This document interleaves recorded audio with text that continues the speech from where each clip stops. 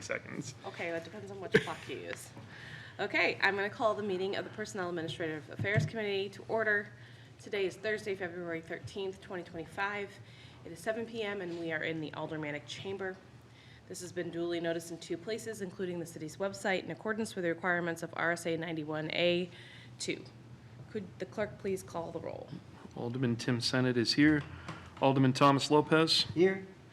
Alderman Ernest Jetty. Here. Alderman at Large Ben Clemens, Vice Chair. Here. And Alderwoman at Large Shoshana Kelly, Chairwoman. I am here. Also joining us this evening are Bob Gagney. Don't see Dorothy Clark. We have Steve Bolton, Corporation Counsel. Don't see John Griffin. And we also have Alderman Trish Klee and Alderman Chris Thibodeau. Okay, great. Online. I'm also here. Alderman Moran is joining us via Zoom. Okay. Next up is public comments. You have to inquire of Alderman Even though Moran, he's not on the who's committee? with him, why Okay. is he appearing remotely, and can he hear us and we hear him? This is why we have you come to committee meetings. I am in my room, not my room, at my home, and there's no one else here. You can hear us? I can hear you and participate a lot. And the purpose of why he can't be here. Childcare. Okay. Good. That's good.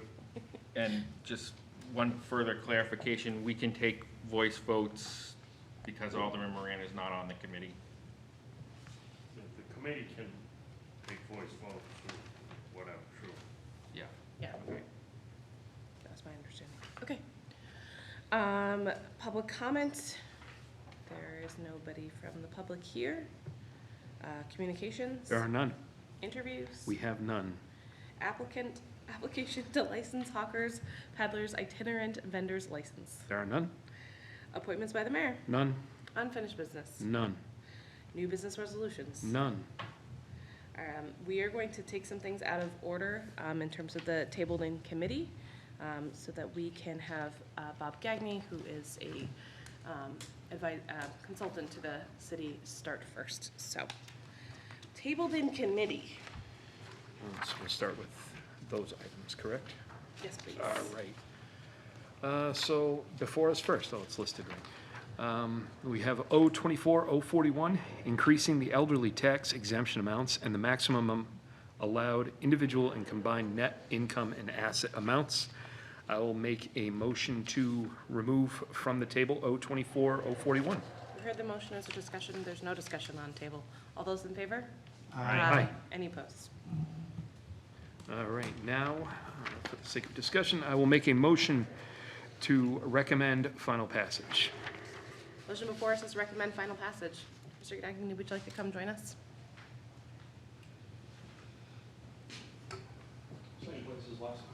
Anywhere you'd like to sit. We're all friends here. Okay.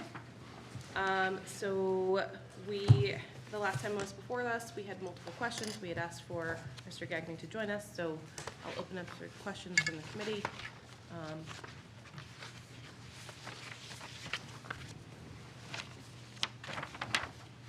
Everybody's quiet. Mr. Gagney, would you like to give us an overview? Sure. I did provide a couple of spreadsheets. I'm not sure if the committee members got both of those. Tim was supposed to distribute those. Not that I know of. No, I did not get anything. Not that I'm aware of, I but don't remember getting it either. Who said they got it? I did not get anything. Okay, Nobody. we didn't get them.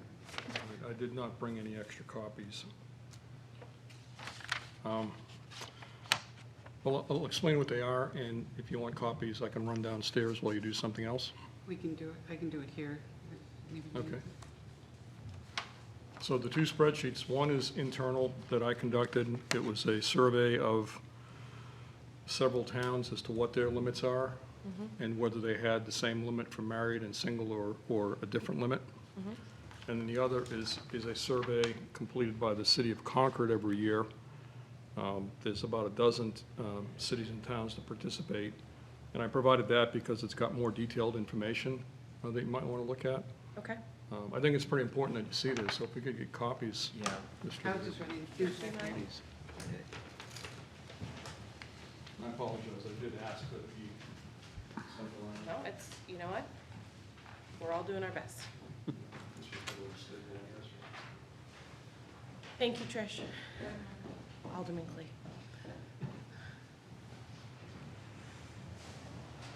So I know that, I think the last time we were here, we wanted to know what surrounding towns had done.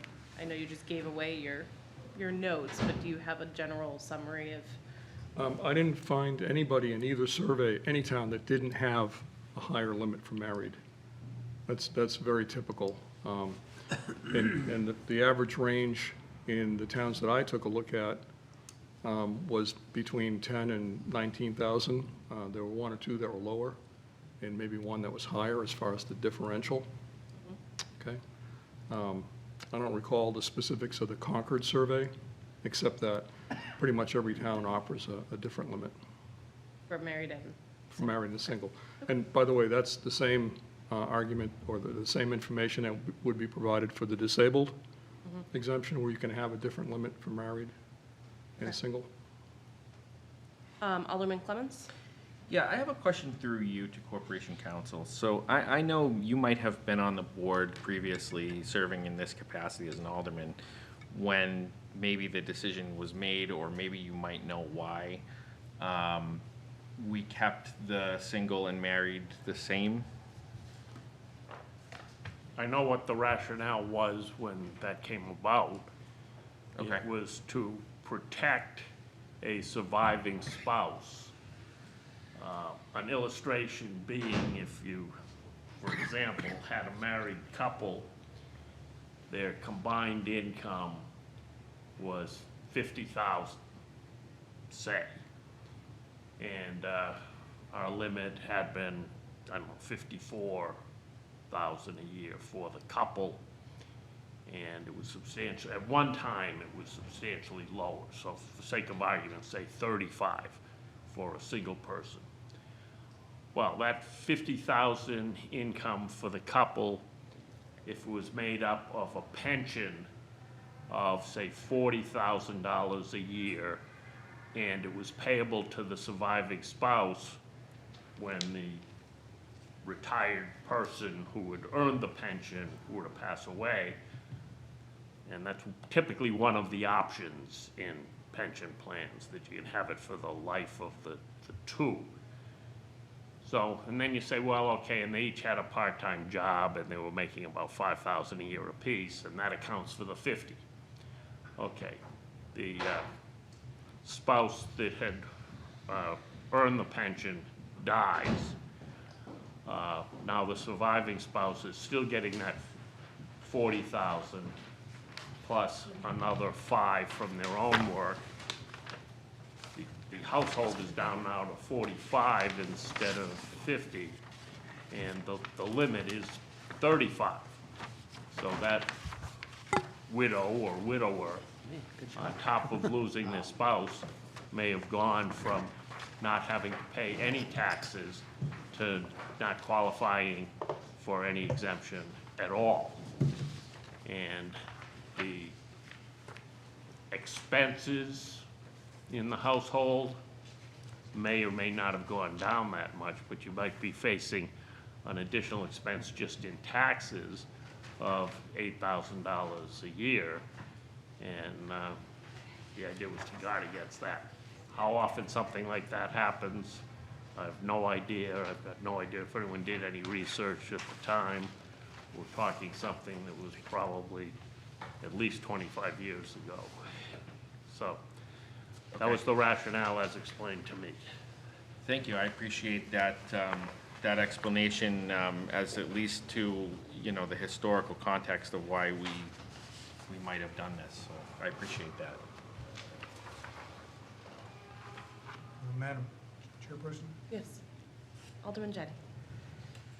So I think I followed what you said, and I don't know if the law was changed since then, but you know, in our ordinance, in section 295-4 qualifications, under paragraph C, it says, upon the death of an owner residing with a spouse pursuant to subsection B2 or B4, the combined net asset amount for married persons shall continue to apply to the surviving spouse for the purpose of the exemption granted under 295-3 until the sale or transfer of the property by the surviving spouse or until the remarriage of the surviving spouse. So it sounds like that paragraph kind of, You're talking about the combined assets, not the combined annual income. There's no such provision with regard to the combined annual income. okay, thank you. Thank you for explaining that to me. If I could just make a comment about that differential and whether somebody might be at jeopardy of losing. Typically, an elderly couples, they'll both be collecting Social Security, and when one passes, one of those Social Securities goes away.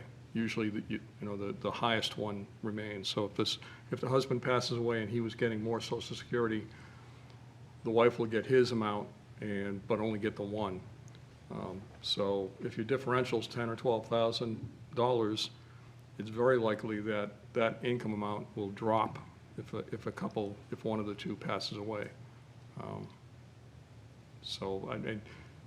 I spent 15 years as the chairman of the Manchester Board of Assessors, and I don't recall that was an issue once, that somebody didn't qualify the next year because they lost a spouse. And the differential in Manchester, the current differential is $16,000.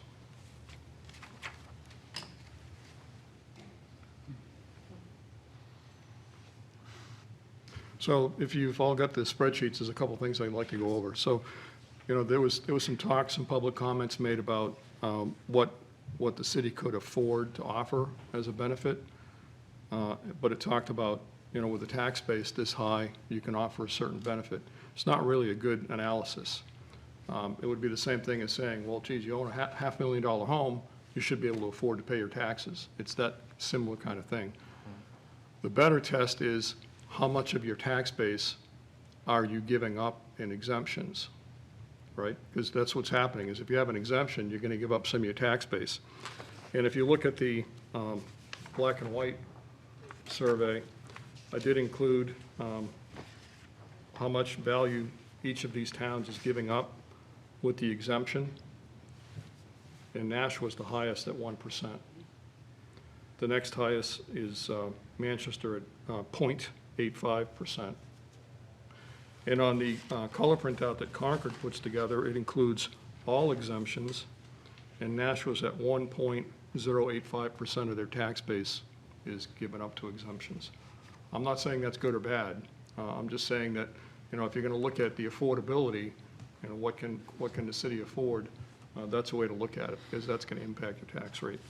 Is there a best practice in terms of percentage tax rate that you should be? That's a decision for the governing body. And another thing you could look at as far as affordability is every dollar in revenue you give up to one individual, everybody else is picking up the difference, right? So the other thing you might want to look at is what's the median household income in your city or town. And in Nashua, and that's one of the reasons I included the Concord survey, was because they include that information. Median household income in Nashua is $78,500. And if you look at some of the towns that have higher limits, generally you're going to see that their median household income is significantly higher.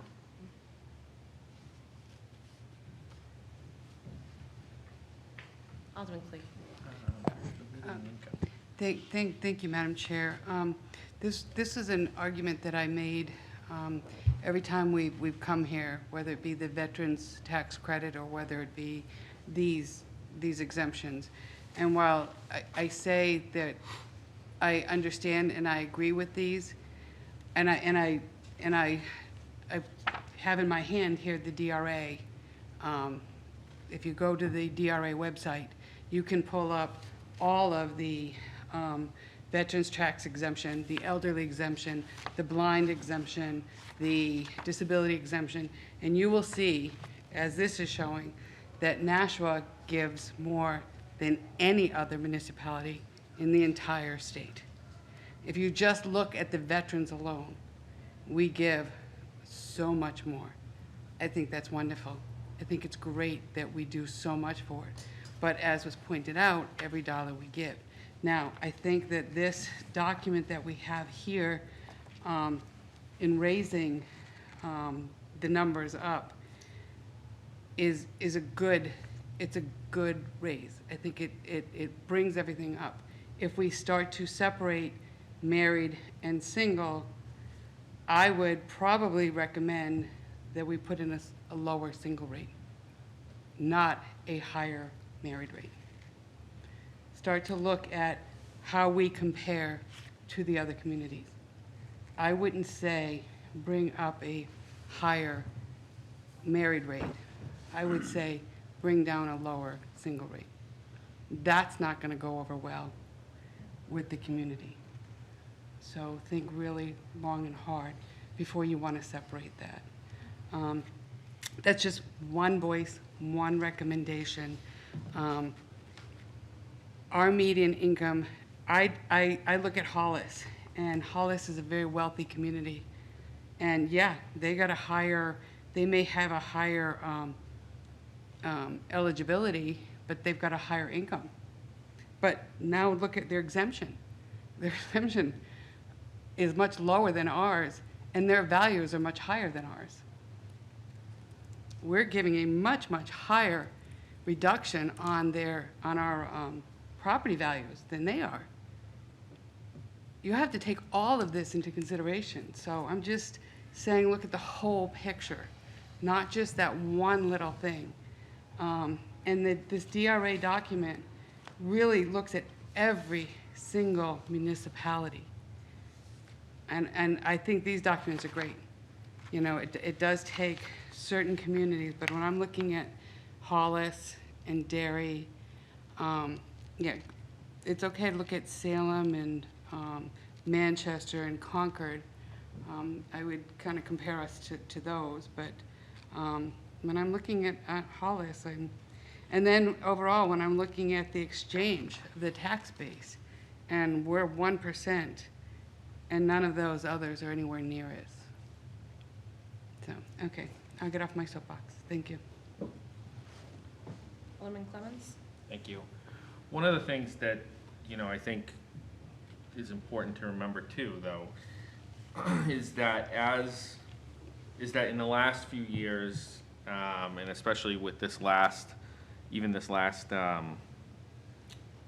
reassessment, the property tax burden has shifted onto residences. So, I appreciate what you're saying about. I appreciate what the previous speaker had to say, but I would hesitate to lower anything for that reason. Because then you're talking about raising taxes on people and then kicking them off of this program potentially, which I don't think should be, at least in my opinion, that would not be the right direction to go in. So I think at a minimum, we need to at least keep the levels where we're at now, at a very, very minimum. So that's all I have to say at this point. And Alderman Jettie, then Alderman Clee. I just wanted to clarify. Sure. If I may, and I apologize for not being clear. I'm not saying that I think we should do that. I'm just, the point that I was trying to make is that I really think that this is a good document that we have here. And while I agree with all the speakers that have said that so many other communities have split married and single, I think that our combined is kind of higher in the overall picture than theirs are.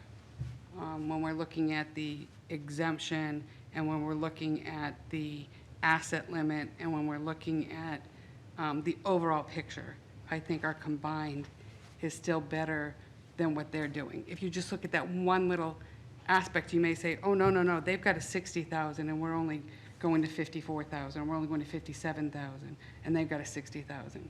Well, they've got a lower single than what we have, so it kind of averages out. So that was the point that I was trying to make. I would never, ever want to go to make anybody less than what they are now, or even necessarily keep them to what we are now. I think this is a good document as it's written. So that's my point. Thank you, Madam Chairwoman. Alderman Jennings? Yeah, thank you. So prior to the meeting, I met Mr. Gagné, and he said that at the last meeting, he didn't feel that he had been heard. So I wanted to make sure that he had an opportunity to tell us whatever it is that he wants to tell us, to make sure that he's heard. And so is there something else you wanted to tell us? Well, I just want to provide the committee and then the full board adequate information to make a decision. At the January meeting, at least one alderman mentioned they were concerned with knowing what the fiscal impact would be to raising the limits. And I can tell you, we don't know, because we don't know how many people would qualify if you had a higher rate for married couples. So my recommendation, maybe even a suggestion rather than a recommendation, is to go easy if you're going to have a higher rate for married initially.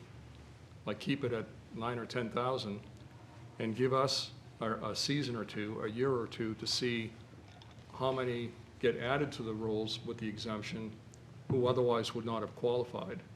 And if it's a dozen a year, that's probably not, that's rather insignificant. If it's 50 or 60, then you may not want to go up much more than wherever that ends up. So, but I don't have any idea where to begin to determine what the fiscal impact might be, except that you will have more people qualifying. Okay, may I continue? Alderman Jennings? So you're suggesting that that if we increase the married rate, so if we increase the single rate to 57, and we increase the married rate, you're suggesting something around 9 or 10, so 10,000 would be 67. Actually, my suggestion might be to keep the single where it is, because it's very competitive already, and just increase the married. So keep the single at 54. And put the merit at 64. Right. So 54 and 64? That's a good starting point to see what the impact might be, sure. And to be fair, there is, a married couple is going to have higher expenses. I think you mentioned at the January meeting that you had done some research, and your estimate that, just having two people in a household is about a $14,000 higher basic cost over a year. So, it probably is fair to have a higher limit for the married couple. And again, all these towns, I don't think I saw any that had the same limit for both single and married. In both surveys, there's a higher limit for the married. And although this discussion is about the elderly, whatever you decide to do with the elderly, you're going to want to do the same limits for the disabled. The reason for that is that when a disabled individual turns 65, they then become retired Social Security, not disabled, and they have to qualify under the elderly limits, so they should be the same, Okay. which they are now, I believe, 54,000 for single and married. So, could I continue? Alderman Jennings? So, both of these, well, I don't know, what are we dealing with now, 41, the elderly? We're talking about elderly right now. Yep. Yeah. I mean, it's true, as you point out, it's the same for both. 41 and 44, the exemptions are being increased by 19%, which is the equivalent to the average increase in the assessed value of homes as a result of the latest revaluation. So all we're doing is we're recognizing that the assessed value of homes has gone up, and if keeping, we've been doing this for I don't know how many years, but every time we have a revaluation, we've increased the exemptions accordingly, and that's just following along. I mean, I've had, it's unfortunate that we weren't able to do this before so that people wouldn't be caught. I mean, there are people that have been caught in a situation where, they're paying little or no taxes because the value of their house was below the exemption, and then all of a sudden with the revaluation, the assessed value of their house went up, and they went from paying no taxes to paying a substantial increase, for which they have not budgeted. All of a sudden they get a bill just before Christmas saying they owe $1,000 in taxes. Well, they don't have $1,000, so they're being really hurt this year, and so we're trying to fix that, but unfortunately, it's too late for us to do it for this year, but we can do it for next year. And so increasing the exemptions, I think, is just what we've been doing in the past, and it just seems fair and makes sense.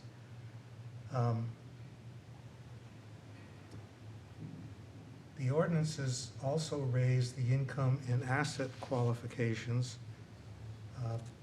by 5%, and 5.5%, to be more accurate. And that just reflects the increase in the Social Security benefits.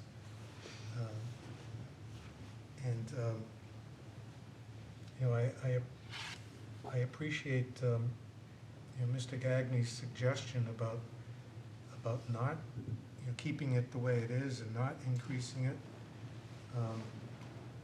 But again, it seems to make sense. If it just to raise it by what Social Security has increased, and it doesn't seem to raise it to $57,000 for a single person, is not that much more than 54. I don't.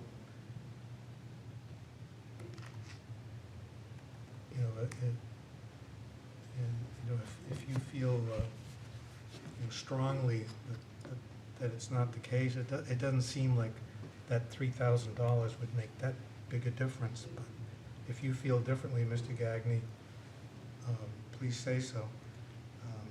That's a decision for the alderman to make. Thank you. So, and then the other part that we really haven't dealt with was, I think at the last meeting, there was a motion that was made, I thought, to separate, to add a higher amount for the married couple. So I'm not sure exactly where we stand with that. I thought Alderman Moran had made an amendment to increase the married couple to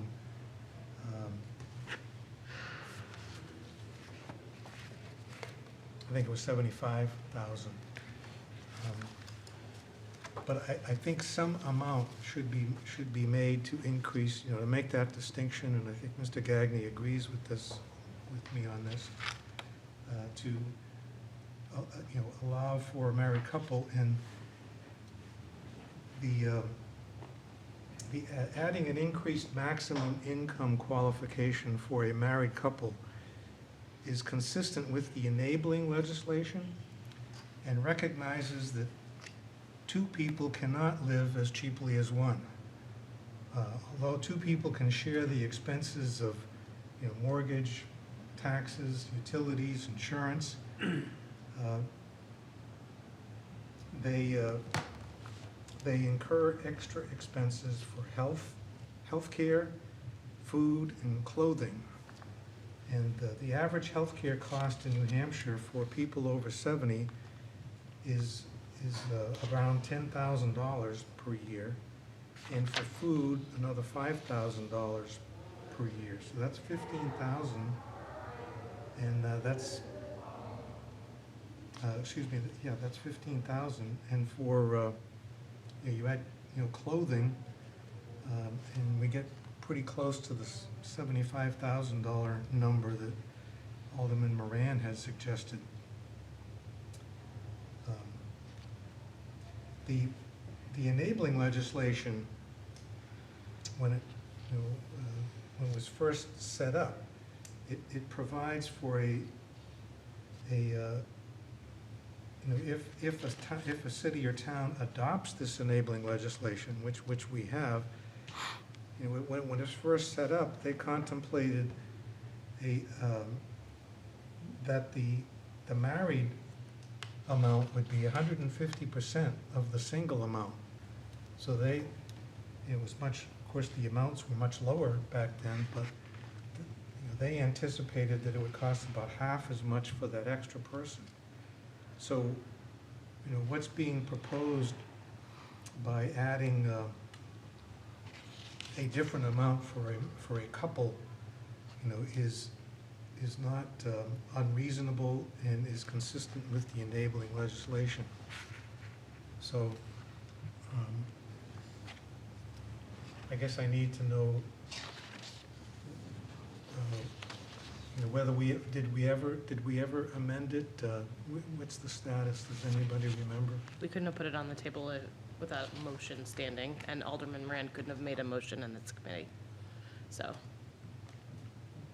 go ahead. Oh, just for point of clarification, I have the minutes of that meeting, last meeting in front of me. Alderman Moran had made an amendment, but it was not to this particular piece of legislation.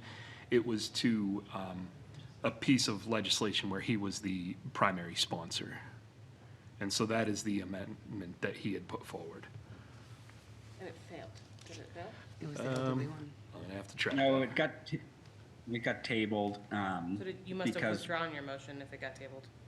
Yeah, that's what happened. I withdrew the motion because exactly what we're talking about now, Director Cummings and Mr. Gatton were going to come in and present on what would be the impact of adding the married rate to be higher. But from my legislation disabled, we wanted to follow what the elderly exemption would be. That's why we were waiting for more information and propose 75 for both.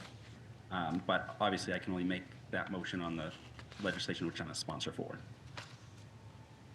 Okay, so could I ask, through you, to Alderman Moran,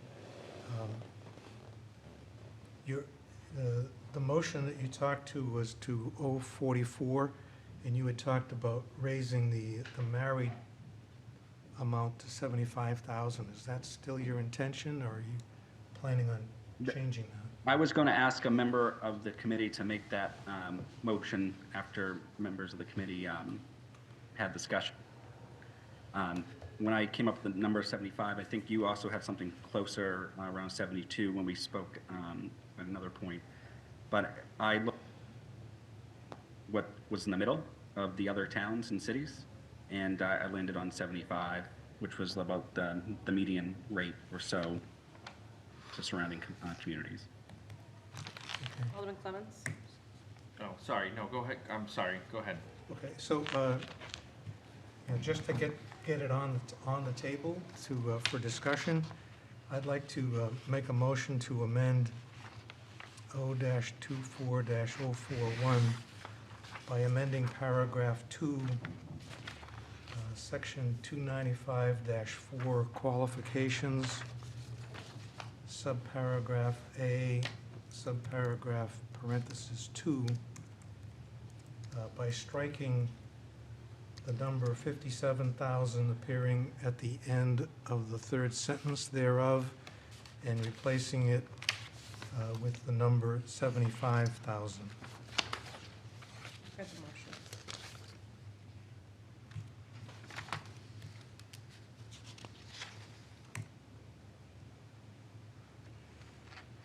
And I invite discussion of No. that $75,000. I'm gonna wait, I number. have lots of thumbs, but I want to make sure everyone gets to speak. Go ahead, Alderman Lopez. So the conversation moved significantly beyond where I was going to make a observation, but, and so I don't want to distract from the actual work that the previous speaker is now enacting.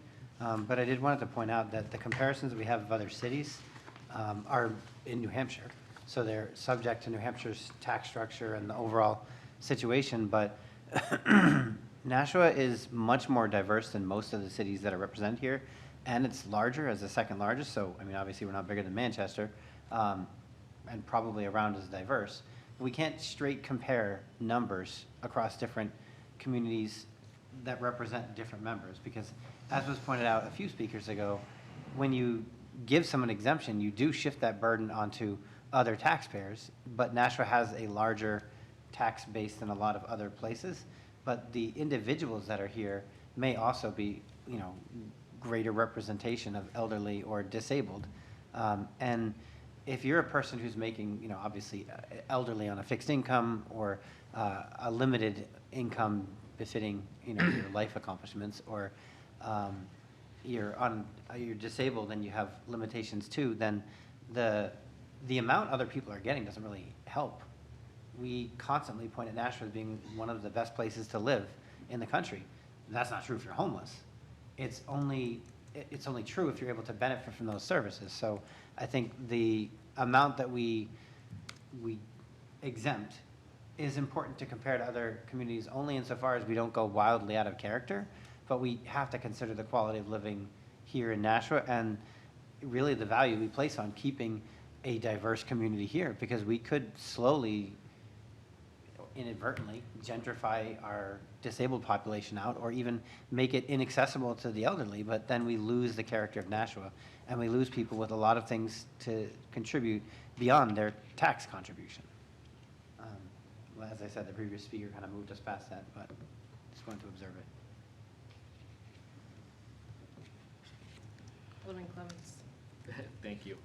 So if I understand the motion correctly, it's to move the married to 75,000, and we're leaving the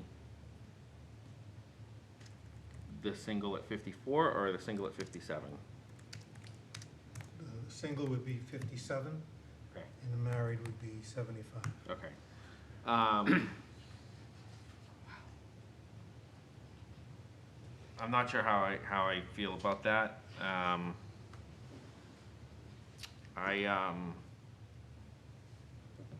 understand the need to, I understand the desire to move the married up. But when I look at some of the spreadsheets here, you know, I see, you know, I'm looking at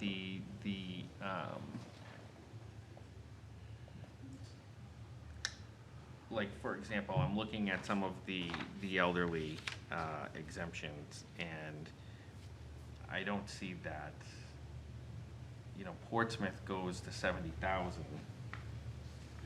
Amherst goes to 73, Bedford goes to 81, Hollis is 72. Nashua tends to be, I would say, comparatively to like Manchester, more affluent, but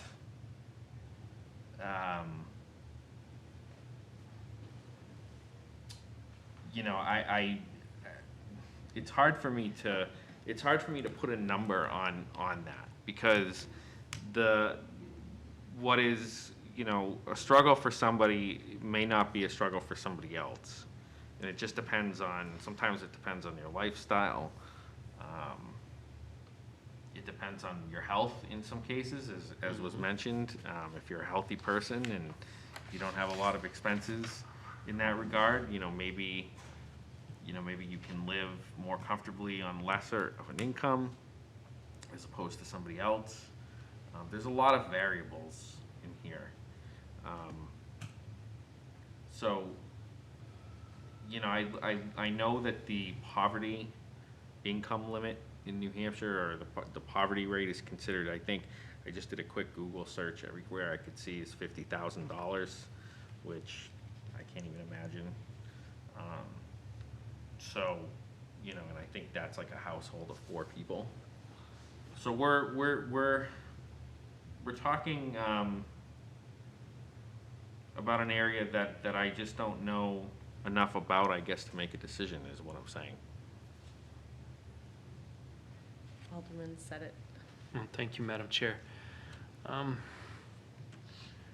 Similarly, I do like to play with numbers, but numbers in this application do go on a bit beyond my professional skill set. But when I look at this, similar to what my colleague at large just articulated, and with no disrespect, Mr. Gagné, to the information that you provided us here, because I do think it's this is a wealth of information. I like the way that it's laid out.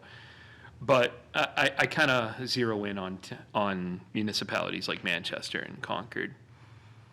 And when I compare this proposal to Manchester and Concord, looking at the dollar lift, the percentage lift, it is consistent. If I average the lift between Manchester's single and married and Concord's single and married, and look at a rough number, I get about 74. Now, that also conflicts with what the professional that we have here is telling us as we look at the opportunity to broach this really for the first time in many years. If I could, through you, Madam Chair, to Mr. Gagné, something that's been weighing on my mind as we discuss this, and you kind of exacerbated it when you mentioned that in your research, no other municipality had a consistent number for single and married. Now, I do like to believe that throughout New Hampshire, Nashua is exceptional. But I'm struggling with the concept that maybe we caught something that nobody else in New Hampshire caught and said, we have to keep these numbers the same. I know that's kind of a wide open question, but am I missing something? Like, is there a reason that we did this, but Manchester and Concord and Bedford and Salem, nobody else did? Does that make sense? Yeah, and I think that was touched upon when the question was asked of Attorney Bolton as far as, what's your experience with why it's the same here? And it seems to be that there was a fear that if a spouse was lost, that the surviving spouse might lose the benefit because they would drop to have to qualify for a lower income limit, but their income may not go down that much. Of course. Okay? And as I mentioned, I hadn't seen that type of occurrence in Manchester with that issue. They're definitely going to lose one of their Social Securities. If they're both collecting Social Security, that income's gone. You're only going to keep one income. We did find an issue where if we looked at, if one of the spouses died late in the year, if we're looking at last year's income, it doesn't drop, right? Because you made almost a whole year with both incomes. What we would do is we would not requalify them that next year. We would wait till the following year where you had that track record of just that single income. Okay. So that's a way to protect from that happening, where if the death happens late in the year and you look at that year's income, it's going to be higher than the limit would allow possibly. So. Thank you for your But- willingness to but tackle yeah, that. And then I think I heard 2 people mention that they thought that was the rationale for, having the same limit, was the fear of somebody losing the benefit when they lost a spouse. Attorney Bolton said that, and then I believe Alderman Cleese said it at the January meeting. I don't know if she said it tonight. Yes, that's certainly the concern I've heard, and I was just, again, it's sort of a wide open, almost, theoretical question is, how is it that we had that concern and nobody else did? That's. So as Alderman Jettie pointed out, the asset limit, if one of the spouses dies, the asset limit stays in place, the higher limit. It's a little strange that they didn't do the same thing with the income, when they did that. But of course, you don't lose your assets if a married couple, if one of them passes away, you're not going to drop your assets. They're going to stay whatever you had last year unless you're, dipping into that for some reason. But that, if the law had a provision that you could do that, that would be the way to make sure that somebody doesn't lose it. But the law's not written that way. The enabling legislation doesn't say that Nashua could decide that the married limit continues for somebody that loses their spouse. And the law doesn't provide for that. And that would be something that I'd have to badger my state delegation about. Yes. correct? Thank you. Alderman Clemmons? Yes, so going to the spreadsheet that you prepared, the City of Nashua elderly exemption analysis. So Nashua has currently, the elderly exemption as a percentage of the tax base, you said is 1% in Nashua, and that is at the 54. And that is just taking the elderly exemption, that's not taking the other exemptions that we have? That's correct. That's just the elderly. So, my question is this. When you look at Manchester,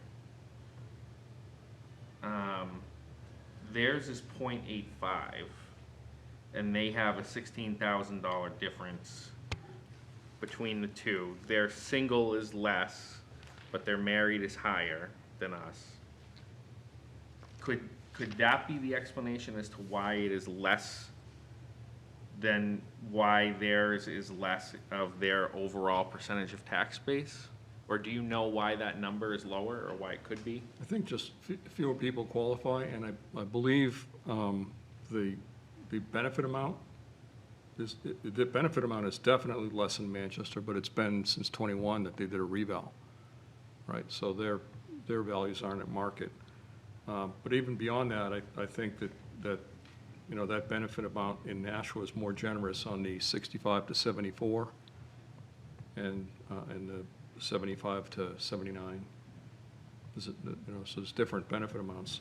Like right now, it's 256 for 65 to 74, 295 for 75 to 79, and 363 for 80 and over in Nashua. And Manchester's 65 limit is 156. Now, our values are lower, but they're not percentage-wise that much lower. So that may be why less of a percentage of value is being given up. And can I ask a follow-up? When it says, that asset number, is that the value, that's not the value of the home, or is that the value of? The benefit amount, that number I was just talking about? Yeah. So that's how much is taken away from your value before your tax bill is computed. Right, so if you've got a house valued at less than 256, then you're not paying taxes. But if your house is 500,000, Okay. you're gonna pay Understood. taxes on the 244. Okay. So, okay. So the exemption reduces the value before you compute the taxes. A credit, like a veteran's credit, is the dollar amount taken off the bill. Got it. All set on Yeah, I'm all set for now. So I want to weigh in here for a minute. I think there's two things to discuss, and one is, are we splitting the two, right? And then two is, how much higher do we want to go?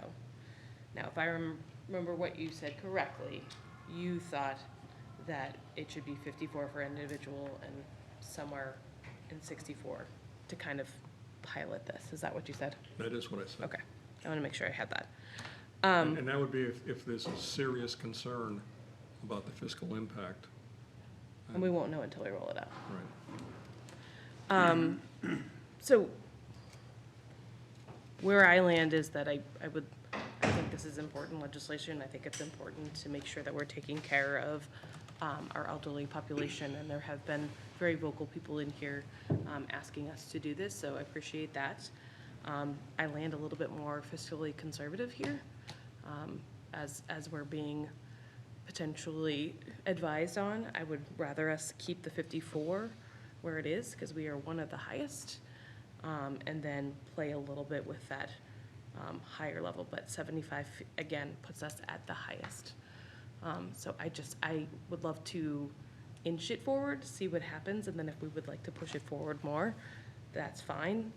I just didn't feel like there was a solid reason for 75. And as you can see, literally nobody except for Bedford is above that. So that's my personal opinion. I think it's important. I think splitting it is important. I think I'd rather it be closer to 54 for individual and 67 or 70 for the top. Alderman Clemmons. Thank you. I appreciate that. One thing that I will say is I do think that we should increase the single to 57. And the reason I say that is because I think what we should do with this ultimately, and not tonight or not in this legislation, but in different, I think we should look at it. I think we should take the politics out of this. And what I mean by that is we should somehow try to tie this to some kind of index where it just goes up automatically without us having to sit here and decide what we want to do. So, you know, we could tie it to the average, whenever we do a reval. We could tie the income level to the CPIU, and just let it do what it's gonna do. But I think the more important conversation to that is, and this is where it comes back to tonight, is we need to figure out what that number is and where that is at. And I just don't know that I just don't know that I'm ready to move. I'm ready to move for the 57,000 and the asset amounts as the legislation was originally proposed. I certainly could support that. I just don't know if I'm ready to pull the trigger on changing the married yet. I think maybe we could do a little bit more homework and try to tie some of this to an index. Just a thought. It's funny because I was thinking the exact same thing. Alderman Clee. Alderman Clee. Thank you. A couple things. First off, Nashua is not unique in that we're the only ones that have married and single as the same. Kingston, Madison, Mount Vernon, I think there's two others also that have the same. So we didn't, Sandown, so we're not the only ones that have married in. They're smaller, obviously, communities than we are, but the others do have it. In looking at the DRA website, this is obviously just 2023 numbers. Overall, one of the spreadsheets on there is the total taxes redistribution. And that includes everything, veterans, tax credit, elderly, and so on. In the entire state, there's $65 million that is redistributed because of credits and exemptions and so on. Nashua, as I always say, by far, is the most generous, with a $4.4 million of redistribution of taxes. The next closest is Manchester at 3.7, and then the very next closest is Seabrook at 2.8. And then you see most of the other ones are less, much, much less than $1 million. And you can see that on those spreadsheets as well when you're looking at it. So, again, I think we should stick with the 57. I think we should, I would say go with the 54 if you're gonna go up. Don't go below 54 for the single. I would like all of it to go with 57. Think about it. I love Alderman, my colleague's comment about tying it to an index. I think take politics out of it always. Let's not play politics because it's an election year or anything else like that. I would tie it to Social Security. So every time we did a reval and that we're bringing this up, we would want to consider the income level to follow whatever the average of the Social Security increase was over that period of time since the reval, which is kind of what we've done. I think something like that. But again, this is something we don't want to do on the fly. I think we would need our finance people and so on to kind of give us guidance on that. But I think that's a good index because that's real numbers. That's what our average elderly people are getting as far as their income is concerned, and that's what the majority of their income is going. So I think that's a good number to tie it to. So if you're going to go with something like that, I think it's good. Don't just jump in. I'm going from 57, we're jumping from 54 to 57 because we're doing that Social Security. Now we're going to do a big jump of adding another $13,000 to this. As was pointed out, we don't know if it's only going to be 5 people that are going to qualify for that or if it's going to be 20 people. We seriously don't know. But when I look at that, we do over $4.4 million of total tax redistribution. I get really worried and real concerned that we're just going to keep adding and adding and adding to that. And I keep hearing from my constituents that their children can't afford a home here because of the taxes, and they can't afford a home here because of the prices. And so I'm trying to weigh this. I'm all for increasing this. I'm all for increasing the exemptions. And I look at the amount that we give as exemptions compared to every other community, and we are far above. So look at that on that spreadsheet. Just look at the black and white one. Look at the colored one. We're still higher, and there's no way that our values are that much higher than any of those other communities. We can't be higher than Hollis, and we're giving so much more in exemptions. So again, look at the whole picture. Thank you. Alderman Clemmons. Thank you, Alderman Clee. Yeah, I like your suggestion about Social Security. But the other thing is to just kind of go off of your comments, you know, we do redistribute a lot of taxes, you know, for veterans, the elderly, the disabled. I think there's, excuse me, maybe there's another one, but you know, it's blind, and it's a community value. Yes. It's a value that we have in Nashua, that we take care of our veterans, we take care of our elderly, and we take care of those who are less fortunate. And that is reflective in that 1% that you see as compared to the other communities around us or in the state. And I think that's a good thing. Yes.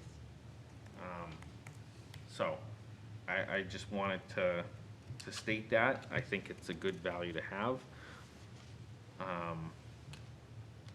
And again, I'm not necessarily opposed to making a dollar difference in the married. I would just want to do a little bit more due diligence on it and maybe come back with like legislation, like I said, that ties to an index. And for now, keep everything just with the original proposed. So I will not be supporting the motion to amend. Alderman Clemmons,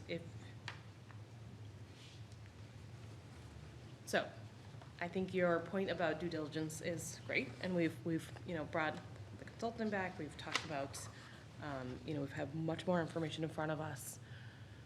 I guess my question to you and the committee is, this isn't gonna hit this year no matter what we do. So, do we wanna do that due diligence now while it's in front of us? I thought this took effect in April. No? Yes. Gonna do it, but I don't know about now. We asked Mr. Gagnon, what's the filing date for, The deadline to apply for an exemption is April 15th, but my understanding was this was being adopted for this year. Yeah, Yeah. yeah. It was, We're- you know, maybe it was erroneous, but someone said, oh, it wouldn't hit this year, so I was making sure that I understood. Okay. Yeah. so I'm sorry, I didn't, And if I could, It'll so, hit this year. so depending on what direction it sounds like you're going, we're going to start recommending people apply even if they don't think they qualify. Like if they think their income is too high, we're going to say apply anyways because the aldermen are considering changing the limits. And it doesn't hurt to apply, and then if they change the limits and you qualify, that's good. But if you miss the deadline, you missed the deadline. So, but it was my understanding this was going to take effect for April 1st of '25, this year. Yeah, so, yeah. may I? Alderman Jettie? So this ordinance would be effective for the tax year, April 1st of 2025 through March 31st of '26, correct? Correct. And the deadline for applying for that would be April 15th of this year, Yes. right? Okay. So,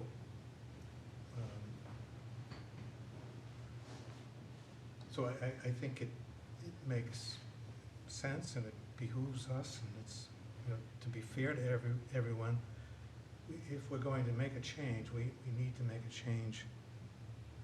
We don't have to make it tonight, but we have to make it in enough time for people to apply for it Yeah. by April 15th, Right, correct? and then, I don't know how it works in Nashua, but in Manchester, it takes a couple extra weeks and sometimes an extra month to get it by the full board. So I don't know what happens once the committee recommends something, but the full board has to adopt it, right? So 2 weeks from now, if we approve it here, 2 weeks from now, it'd be in front of the Board of Aldermen. Right. Okay. Okay. So, Madam Chair? Alderman Jettie? So I don't want us to lose sight of, the whole, the purpose of having separate items, separate numbers for single and married. Gee, I don't think anybody disagrees with me when I say that, the average cost for, people over 70 years old, the average healthcare cost is almost $10,000 a year, and the average cost for food is almost $5,000. So that's, that extra person in the household is costing at least close to $15,000. So when you're looking at the 57,000 for, the maximum income for one person, that, one person, their costs,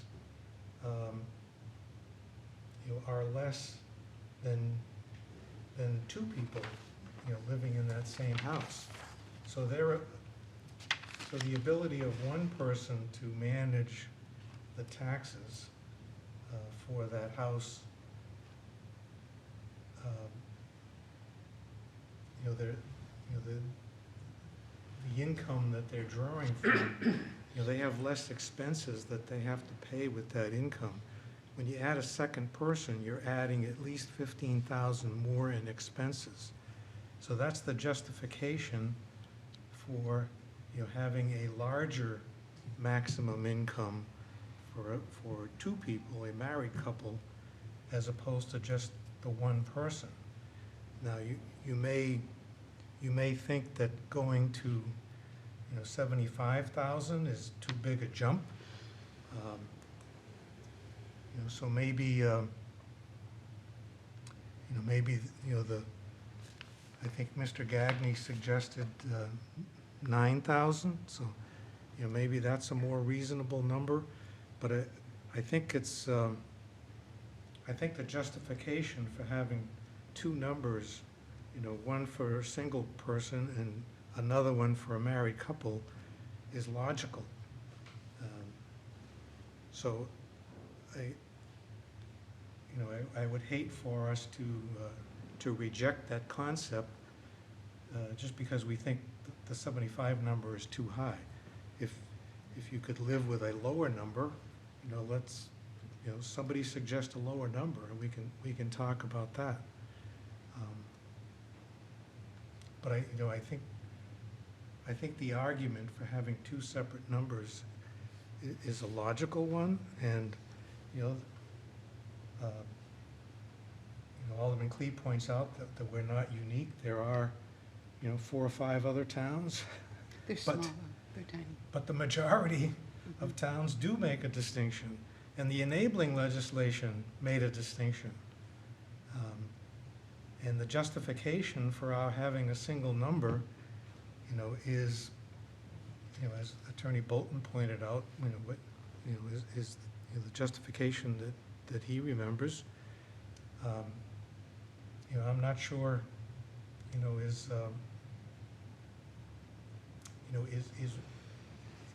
seems to be worrying about, a situation which Mr. Gagny's experience, many, many years in Manchester, he doesn't remember that being a problem, but, so I don't know if someone else has a different number that they would rather, see for the married couple. I don't know. I don't know if other members of the committee have, if you could share your ideas with us so we could move along here. Alderman Senate. Thank you, Madam Chair. Alderman Jettie just articulated, I think, a lot of my perspective a lot better than I could have. Tendency to trip over my words, so thank you for that. I agree that there should be a lift from single to married. I don't know if, given all the information that we have in front of us, the guidance of our consultant that we brought in, that I could be comfortable with a 75,000 married, especially with the 57. At the risk of being a little arrogant, I'd almost be willing to try out that $9,000 to $10,000 number that Mr. Gagny suggested off the new single number, just to maintain consistency with the fact that times are changing, expenses are changing. I think I'd like to see each side get a little added benefit. But before I can do all of that, I think we need to address the current amendment on the floor first. All right, you heard the motion on the Sorry, floor. we need to do what? I believe we have to address your amendment first before we could make a new one. You can further amend, but That is not the case. you can Oh, I further apologize. amend. I'm interested in knowing, but if you can make an amendment to an amendment. Oh. I'll do that then.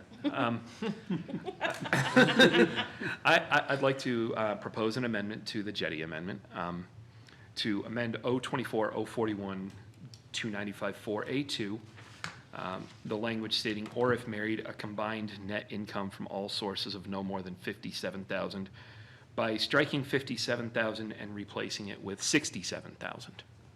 You've heard the amendment. Discussion on that amendment. Alderman Clements. Through you to Mr. Gagny, is that, would that be your approach?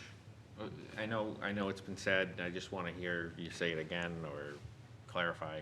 Certainly, from the perspective of wanting to know what the fiscal impact is, that would be my recommendation. Okay. And then, we can track how many applications we get this year for individuals who qualify with that new higher limit for the married, to see if it's a large amount or if it's not a large amount. And then, you know, with that information, maybe next year or in a couple of years, you increase the distance to like 75,000 or whatever. Okay. Alderman Senate.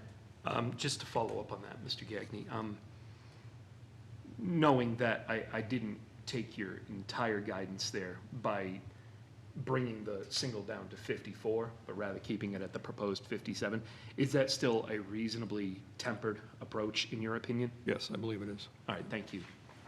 Great, you've heard the amendment. Alderman Clevens. Yeah, hearing the guidance from the consultant, and knowing that we will have data in April, or after April, I should say, you know, I can support this approach, and I think, as I've stated, the next step in all of this is to then look at that data and try to formulate this going forward so that the next time we address it is the last time we address it. So, thank you. So I will support the amendment. Over here. Alderman Jettie. Yeah, I think the amendment is reasonable, and I will support the amendment. And I also am in favor of Alderman Clemens's idea that we, you know, to avoid the problem that we ran into this year where the, you know, the values went up, you know, and we were stuck with the old numbers, and so a lot of people got caught in a difficult situation. To avoid that, you know, if our legislation could kind of, you know, be tied into something where it automatically increases to avoid the problem that people experienced this year, I'm totally in favor of that. But I think, you know, for now, you know, this amendment to the amendment and the overall legislation, I think would be good. And then that'll give us time to work on a more permanent cure. I'm also going to support this amendment. That's what I had written down. I am also, you know, this year was an exceptional year because, you know, evaluations going up, but we're also doing that more frequently. So I'm hoping that that won't continue to be a ballooning problem. That was the intent of starting to do reevaluations more often than letting it sit for as long as we did. So I will be supporting this. Oh. It'll be quick, not being a member.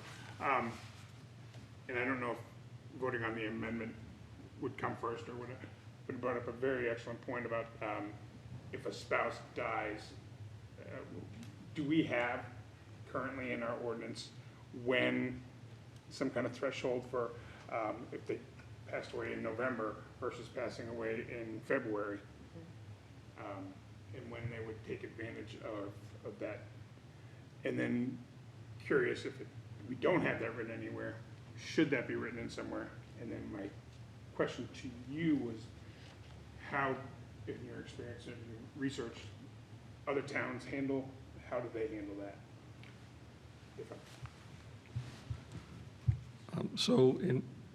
There's difference of opinion on that. If you read the statute, some assessors think we have to look at the total income from the prior year. I've always interpreted that it says, you know, if single, the limit is X. That means you're only looking at that person's income.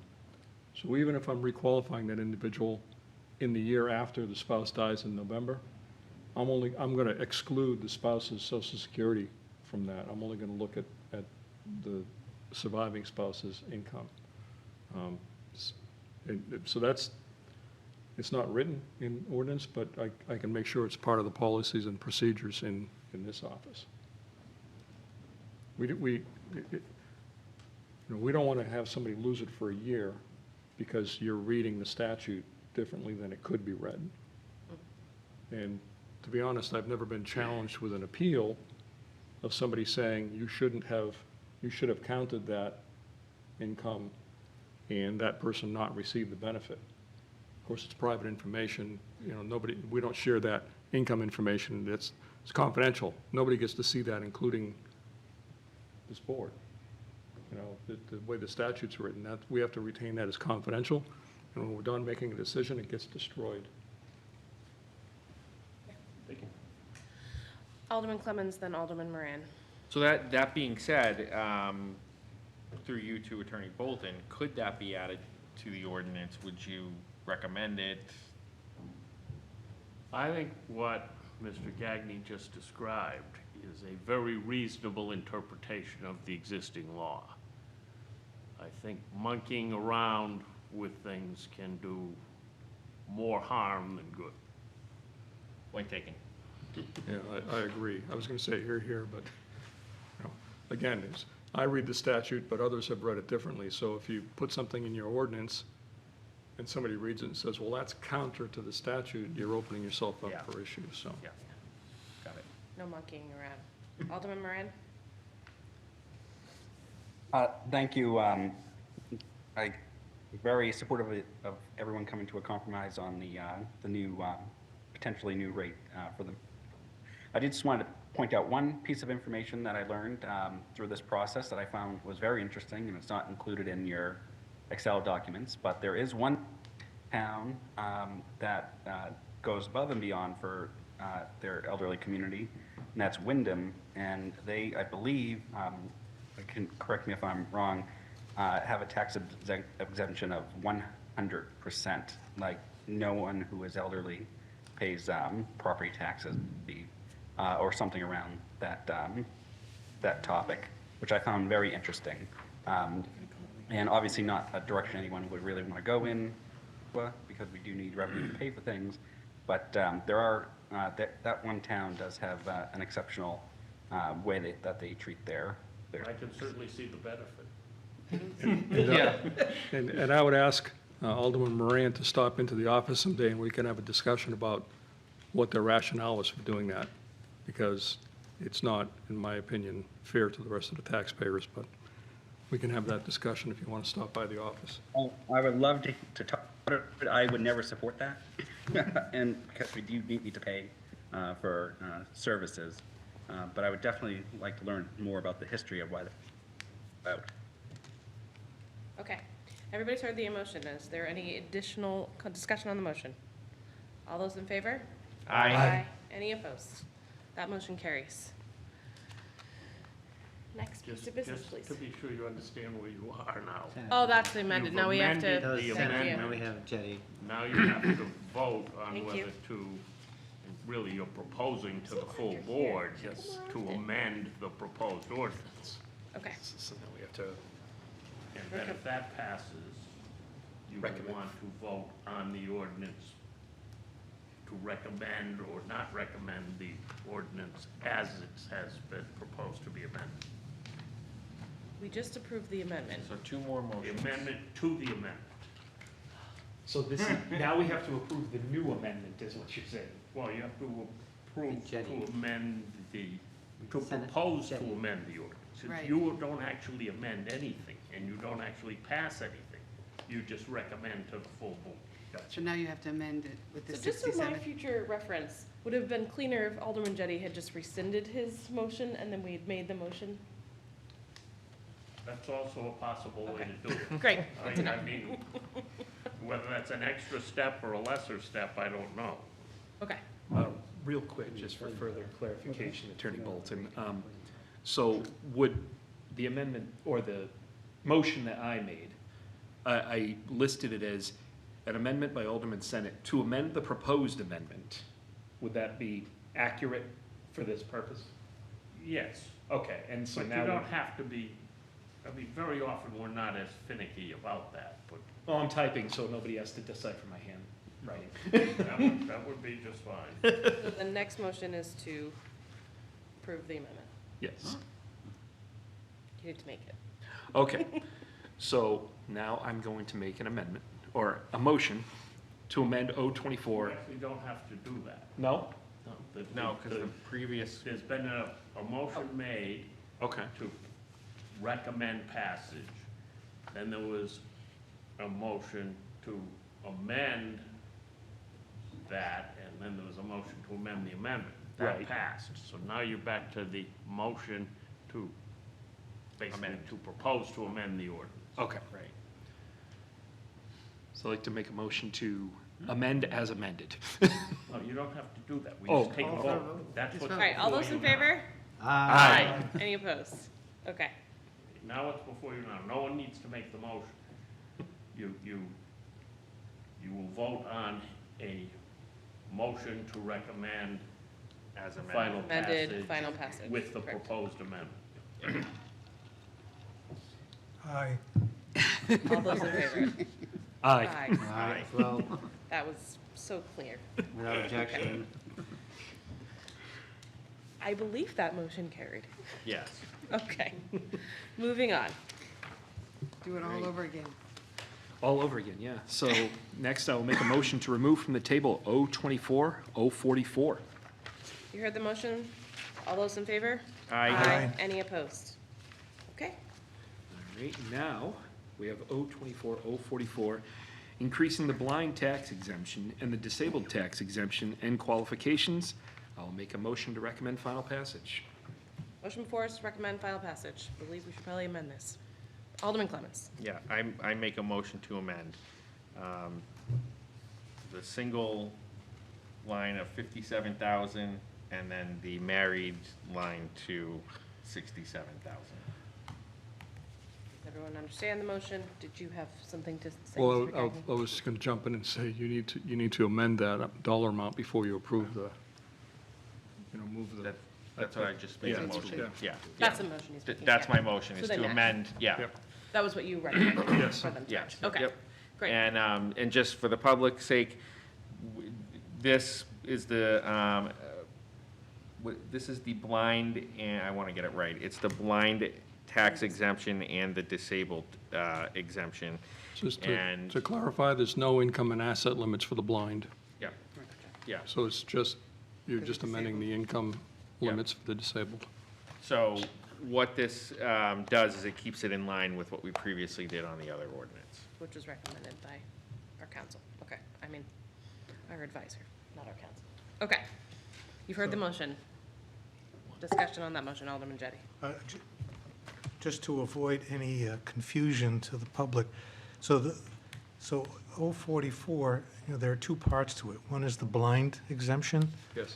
and we are increasing the tax exemption from 94,000 to 112,000.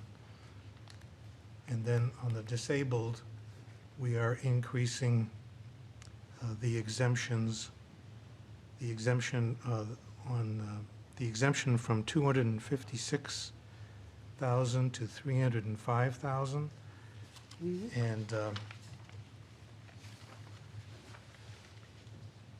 And we're increasing the maximum income from 54,000 to 57,000 for a single person and 67,000 for a married couple.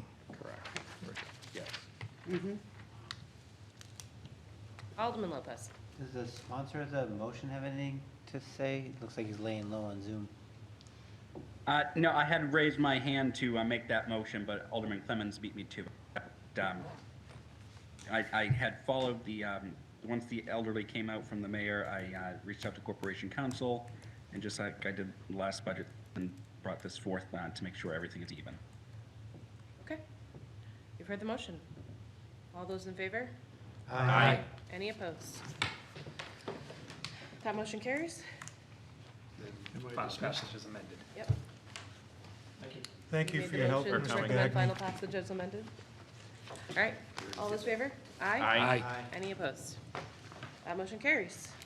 New business ordinances. Well, before us, we Thank you, have Mr. Gagnon. O25-045, increasing public comment time limits. I would like to make a motion to recommend final passage. All right. Discussion. Alderman Thibodeau, would you like to speak to your piece of legislation? Yes, I would. I just wrote a quick little thing so I didn't stumble. Increasing public comment time limits in City Hall from 3 minutes to 6 minutes is essential for fostering meaningful civic engagement. A strict 3-minute time limit often forces speakers to rush through their complex issues, limiting their ability to provide necessary context, data, or personal experiences that could inform better decision-making and cause people to stumble and feel rushed and bring emotions to an elevated level. So I feel that increasing the time limit would help with all of those things. And I ask everybody to approve that. Alderman Lopez? So I really would like to vote against this, just because I was there when we established the 3-minute rule. And when we just tried to review this, we basically got filibustered through a public comment period where people used every inch of what they could say. And I note that people who felt very strongly about their opinions, so strongly they decided to use both aspects of public comment to speak to them, really drowned out the one person who was there with a different opinion than them. So when you add longer amounts of public comment time, you can wear out people who are waiting in line behind 6 or 7 other people who came with a mission and really want their word said, and you just kind of moved it from being 20 minutes to 40 minutes plus.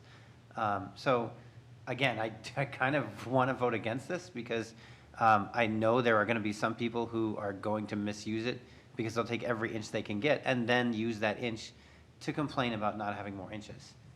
That being said, I also have seen people speaking in public comment, and I note that it's the people who are less comfortable or familiar with public comment that always get nailed on the 3-minute timing and have to hurry up, accelerate their pace.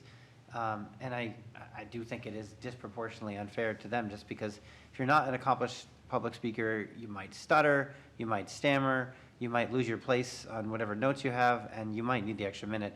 And because you're not here all the time, you know, you're not able to communicate as quickly. So I will hear what the rest of the board says, but at the moment I'm kind of inclined to support it, just because I am not looking forward to twice as much public comment time. I think most people can communicate what they need, but I think there are people who need a little longer.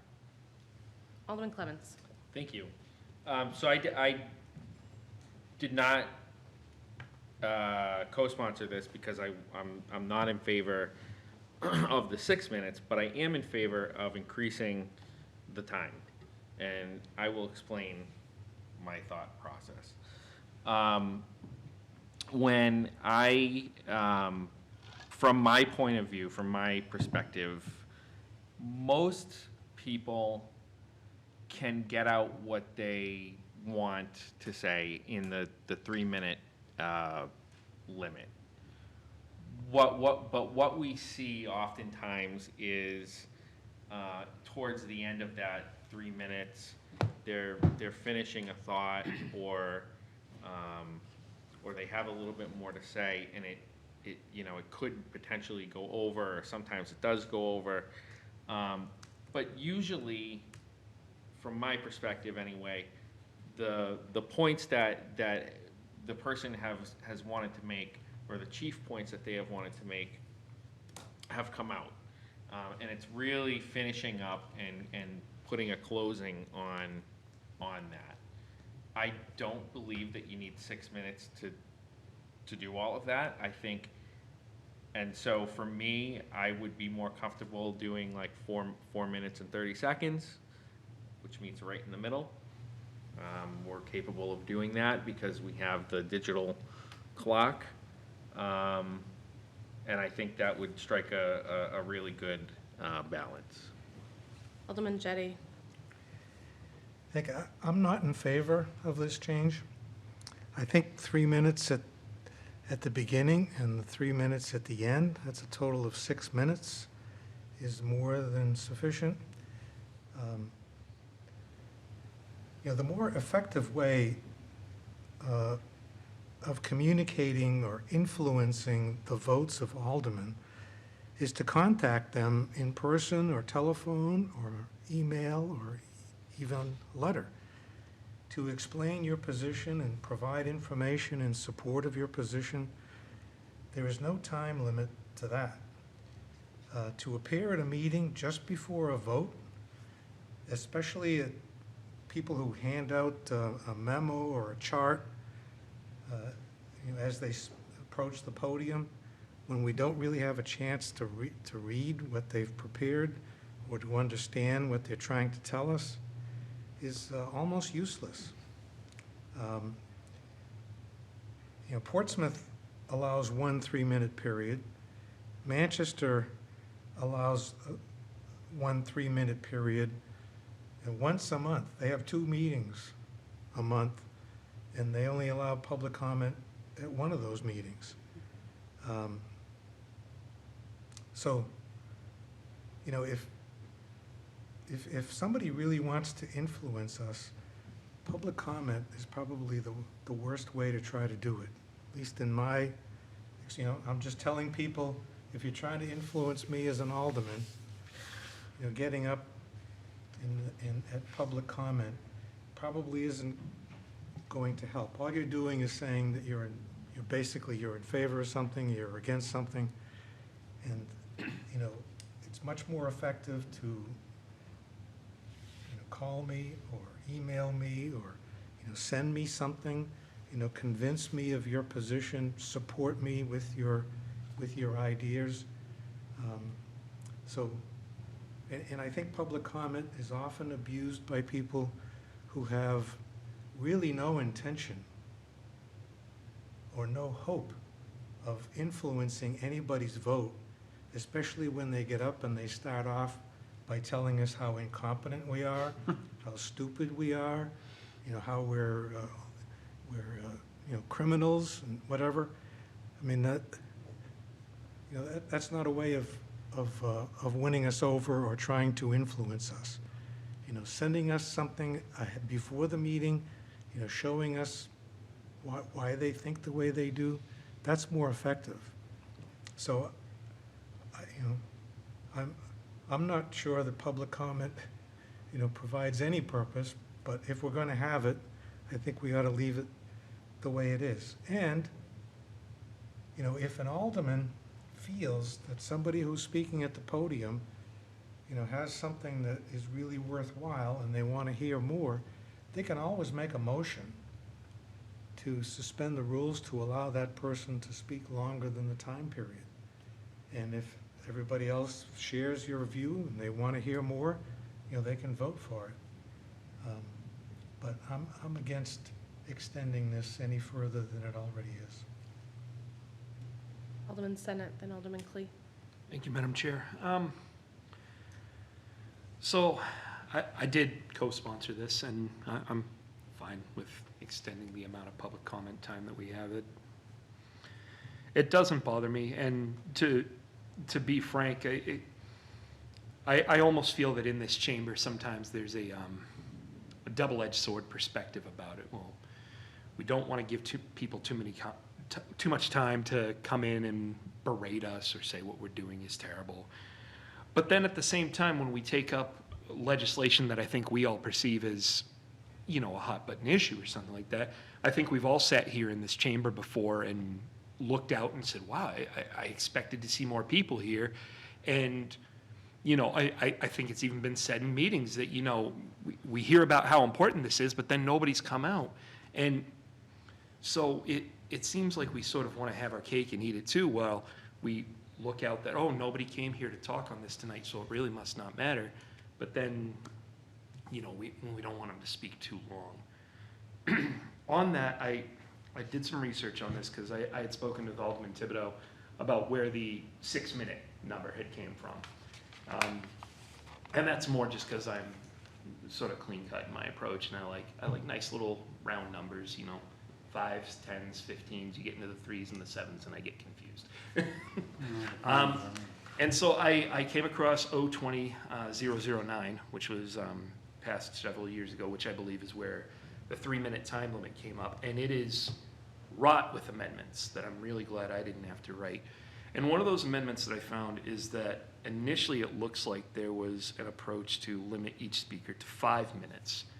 And I was hoping somebody who may have been here at the time, and I'm looking towards Alderman Clemens because I think he might have been a primary sponsor on this, could explain maybe what was that, like the original approach and then we brought it down further, or Was that a proposed amendment? If you can remember. If not, I understand.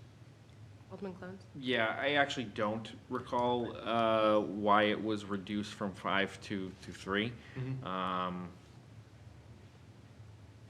So I couldn't tell you, but I've made it known here that I think we should increase it to something. I'm just not in favor of 6.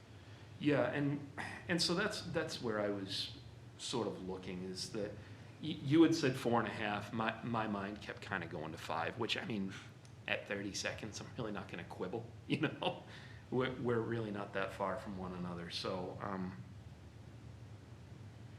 I'm interested to hear what the rest of the board says, but I believe I would propose an amendment, even though it's quibbling over 60 seconds, to consider 5 minutes. But I'd like to let the rest of my colleagues who want to speak do so first. So I was here when this first amendment came up, and I was very vocal about some of the things in that initial legislation, and it was about how people could talk to us, whether it was okay to say that you couldn't be rude. And I was very against that. I think people should be able to say what they want to say. I don't remember what I thought about the time limit at the time, but having lived through being the board that was here till like 2 in the morning because of the performing arts and everybody coming out and speaking, and that was a powerful moment, it really was. But I think now, 7, 8 years later, I think the 3-minute time limit has made people, come in prepared, make their points, be very focused, and most of the time you can get it out. I think Alderman Lopez pointed out some people who maybe aren't as practiced or don't know that there's a 3-minute limit stumble a little bit, but it's rare that someone gets to the end and I think, oh my gosh, they didn't get out their time and we're cutting them off. So I think there was a point made that there's a lot of other ways to get us information, and probably better before time when we're sitting here to go and vote. But it's our right to be here, and it's your right to sit here and talk to us as the public. But I think the 3 minutes is sufficient. Alderman Clee. Yes. I too think that the 3 minutes is sufficient. However, I'm going to make some caveats to that. The one thing I can say is sitting in the clerk's seat, and I'm sure that Alderman Senate has seen it as well, is when someone comes up to speak, as they stand there, especially someone who's new, and even someone who's a little seasoned, they'll start to speak, and we often stop them and say, oh, your name and address, and the clock is ticking. That eats into their 3 minutes. So I really would like to say that the clock does not start until after they've given that pertinent information. We never start the clock until they truly start to speak. That the 3 minutes will always start when they truly start to speak, not giving their demographic. It shouldn't start there. And I think then I truly believe the 3 minutes is sufficient. And I talk to my constituents when they're telling me, and Alderman Jettie, I know I never like being berated. My feelings get hurt very easy, but it happens. We get it a lot, and there's some people that just feel the need to come out and unburden themselves. And we have a target on our back, and we ask people to give us this position, and I hate that part of the job. But that is part of the job, and I actually begged people to do this to me. But at the same time, We all did. I did. I stand there with a sign saying, please, But at the same time, I talk to my constituents and I say to them, you're going to have 3 minutes. So make your point. Sometimes I say 2 or 3 people, you say this, you say this, you say that, and I try to educate them. And while they've talked to me, and they've probably all sent you an email, they don't know whether or not you've really read it. So they're going to come here and they're going to speak to you and maybe change your mind or maybe educate you a little bit. And that's why they come. So they're hoping that they can come, and that maybe they can educate you, and maybe they have sent you an email. So I don't want to dissuade anybody from coming. I want as many people come. And Alderman Senate, to your comment about people not coming, my constituents sometimes tell me they don't come because of the angry people that have been out there. They're fearful of the angry people. We had angry people at times that chased other people out of here. When we had a certain group of people that were coming and speaking about their beliefs and so on, they chased other people out. Or back when we didn't have a time limit, there were people who sat here and sat here and sat here and sat here, especially during the performing arts thing, and never got a chance to speak because we didn't have a time limit. And if they didn't sign up fast enough, or the only time we sign up is during Board of Aldermen meetings, these other people would say, and we would always say, please don't repeat what somebody else said, but I do the same thing. I repeat what my other colleagues have said because sometimes I like to hear myself talk. But, you know, this is kind of human nature, so I think we do need to let everybody speak, but we should limit it, and as I try to do with my constituents, I tried to educate them on how to come up, give their information. I think 3 minutes is sufficient if we don't start that clock until after at least they've given the demographics. And when we stop them to explain to them this, we should stop the clock. We should be fair to the public at large who's speaking. You know, there have been times I've let the clock go, and sometimes I forget and let the clock go, but that's what we should do. So it should be 3 minutes of them speaking. And that's what we should do to be courteous. I don't know if 4.5 minutes is really going to be that much. So I would stick with the 3 minutes, but just do it properly of them speaking. So, thank you. I'm glad you brought that up because I've seen that, but the other thing that I think could be interesting, and I don't think it's actually in the legislation, but I often notice if you're a newer speaker, when we interrupt to say 30 seconds, 1 minute, it throws them off. So we might be able to do it as a, like, just a card or. We need to move the clock. Well, we need to move the clock, but maybe even if it's just a card that's held up, because when you speak over someone, sometimes it, you know, This isn't enough. We need to move the Yeah. clock. yeah. Alderman Voting on Lopez. Alderman Moran's had his hand Oh, up. thank you. So I really respect what is being said, but I completely disagree as to whether it should be codified. I think if we put it as 4.5 minutes, and that adds the extra time to account for that kind of thing. But I, in my mind, can guarantee at least one person who will not state her name and address for the record, because frequently she doesn't do that. When, given her past political experience, she 100% knows that that's just a courtesy that everybody's expected to do for the sake of the transcriber. And I can think of another person who would almost immediately latch onto that and decide that until she gives her name and address, then she can talk. So, and, you know, once they're coming up and they're speaking, when does the clock start? So I think, I understand the intent, but I think literally focusing it on that gives somebody a manageable rule that they can work with.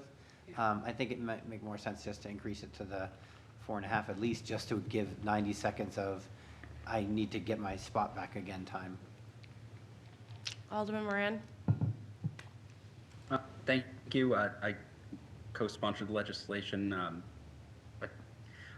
One point I would just make is that when we're considering whether it gets passed here at the committee or at the full board, is removing from the decision-making process provocateurs, the public figures who utilize the public comment period to raise their own professional or activist or political profiles, to get themselves increased likes on Twitter, views on YouTube, on their social media pages, etc.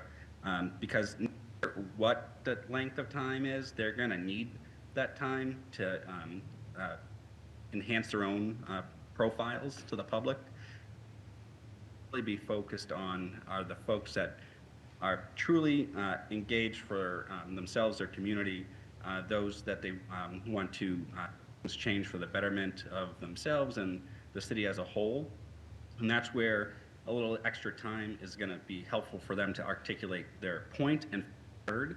The other folks, no matter whether it's 4 minutes, 5 minutes, 6 minutes, they just need that time to improve upon their professional careers for the things that they do in the community that they feel is important, which some of us may find frustrating, but just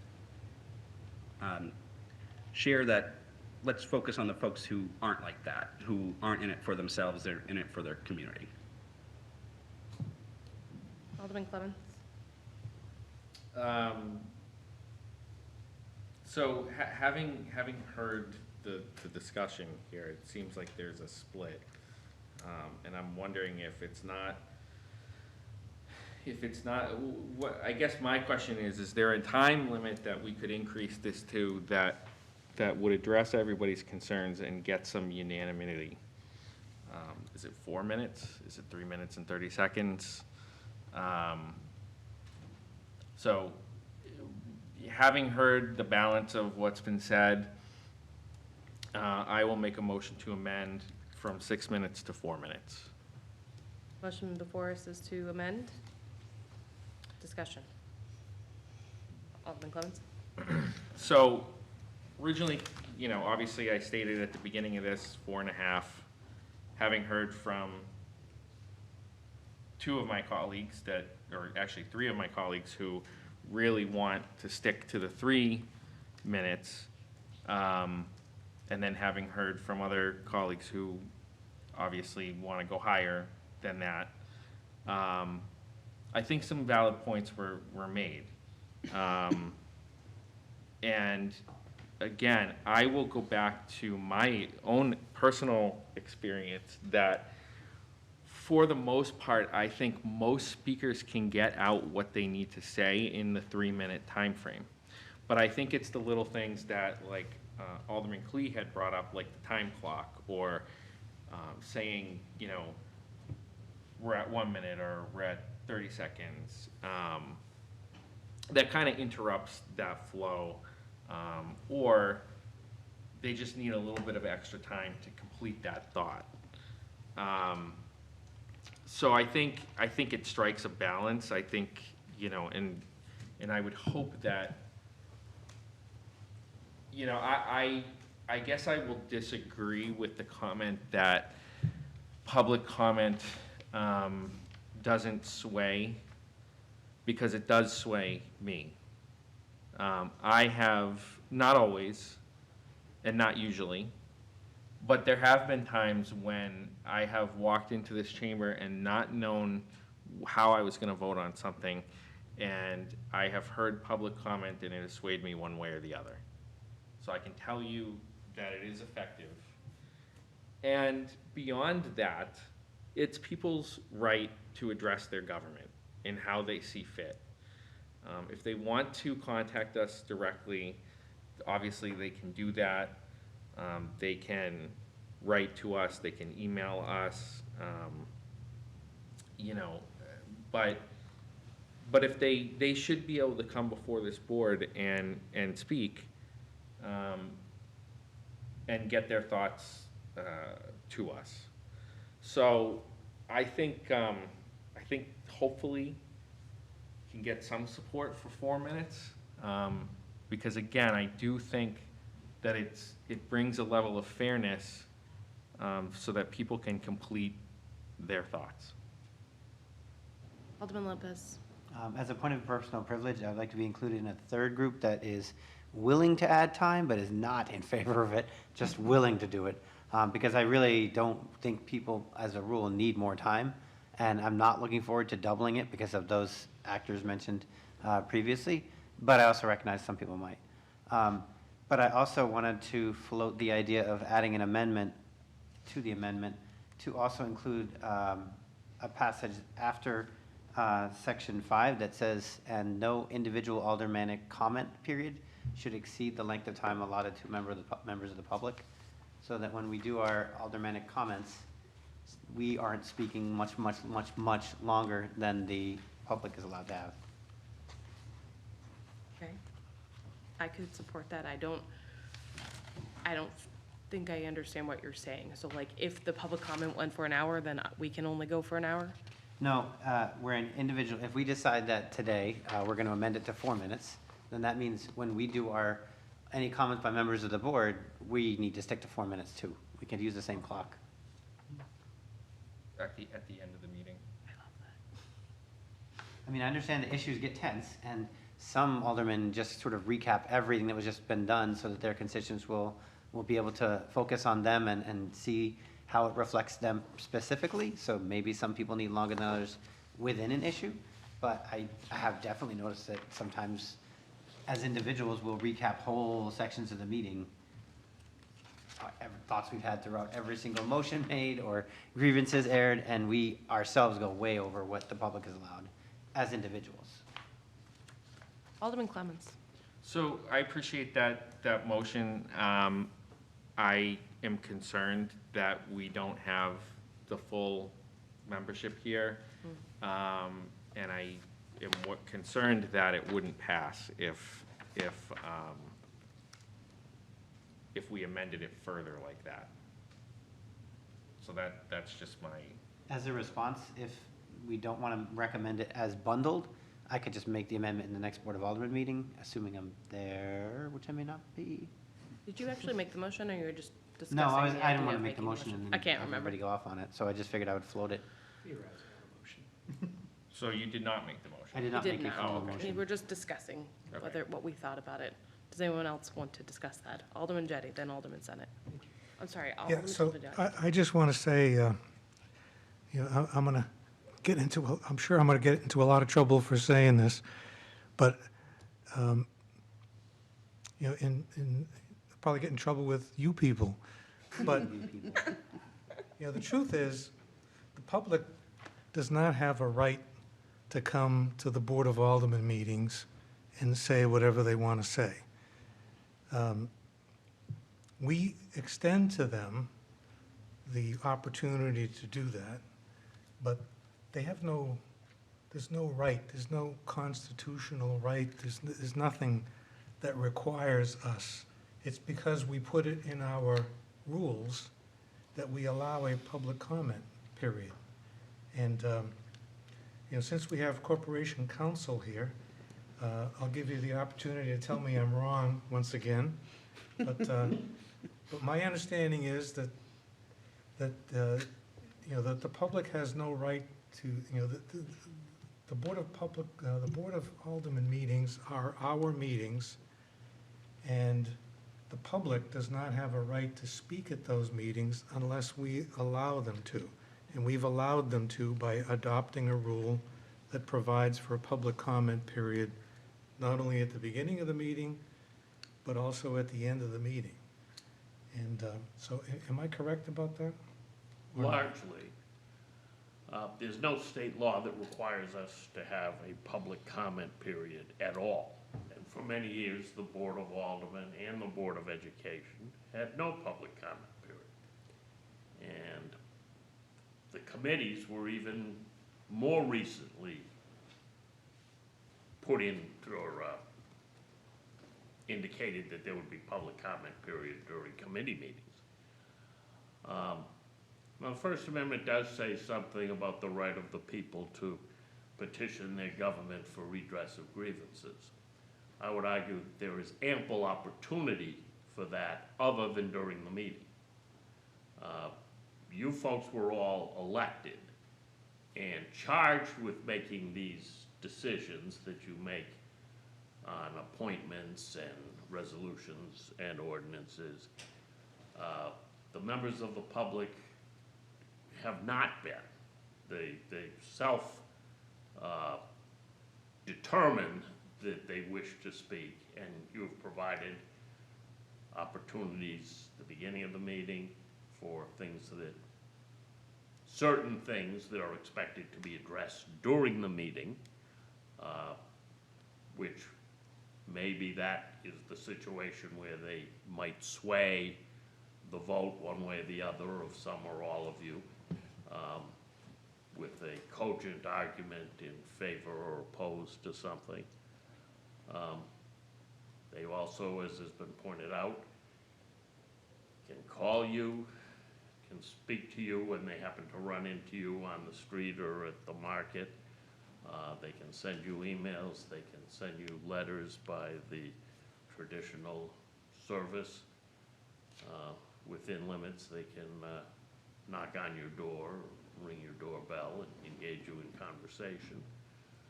So there are ample opportunities for them to petition the government. So I don't think, as a matter of law, that there's some right to come into this room during a meeting and seek to dominate the meeting, and at some point, it interferes with those of you who are elected to do so, to manage the affairs of the city. So I think you have to balance how much input that you want to get and is helpful to the consideration of issues involved with the management of the city, and what is and isn't helpful.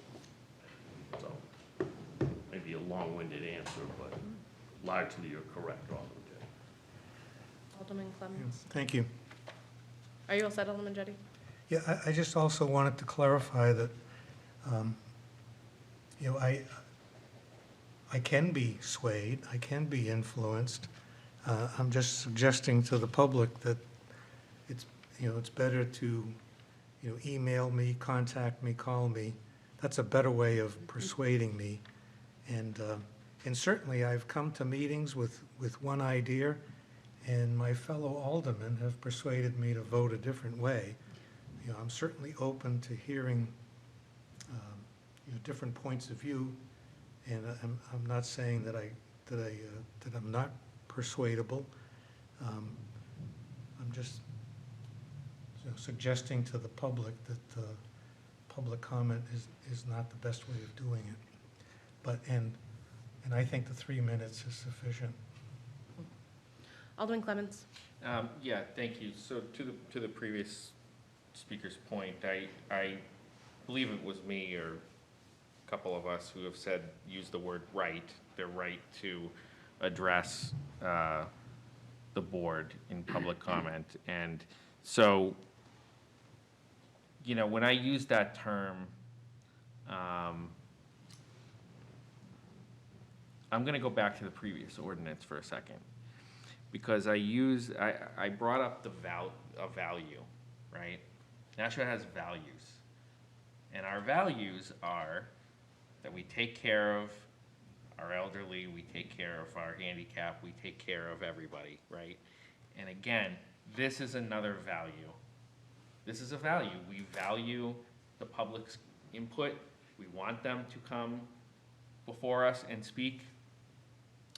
We give them ample opportunity. I would argue we probably give the most opportunity of any city in the state.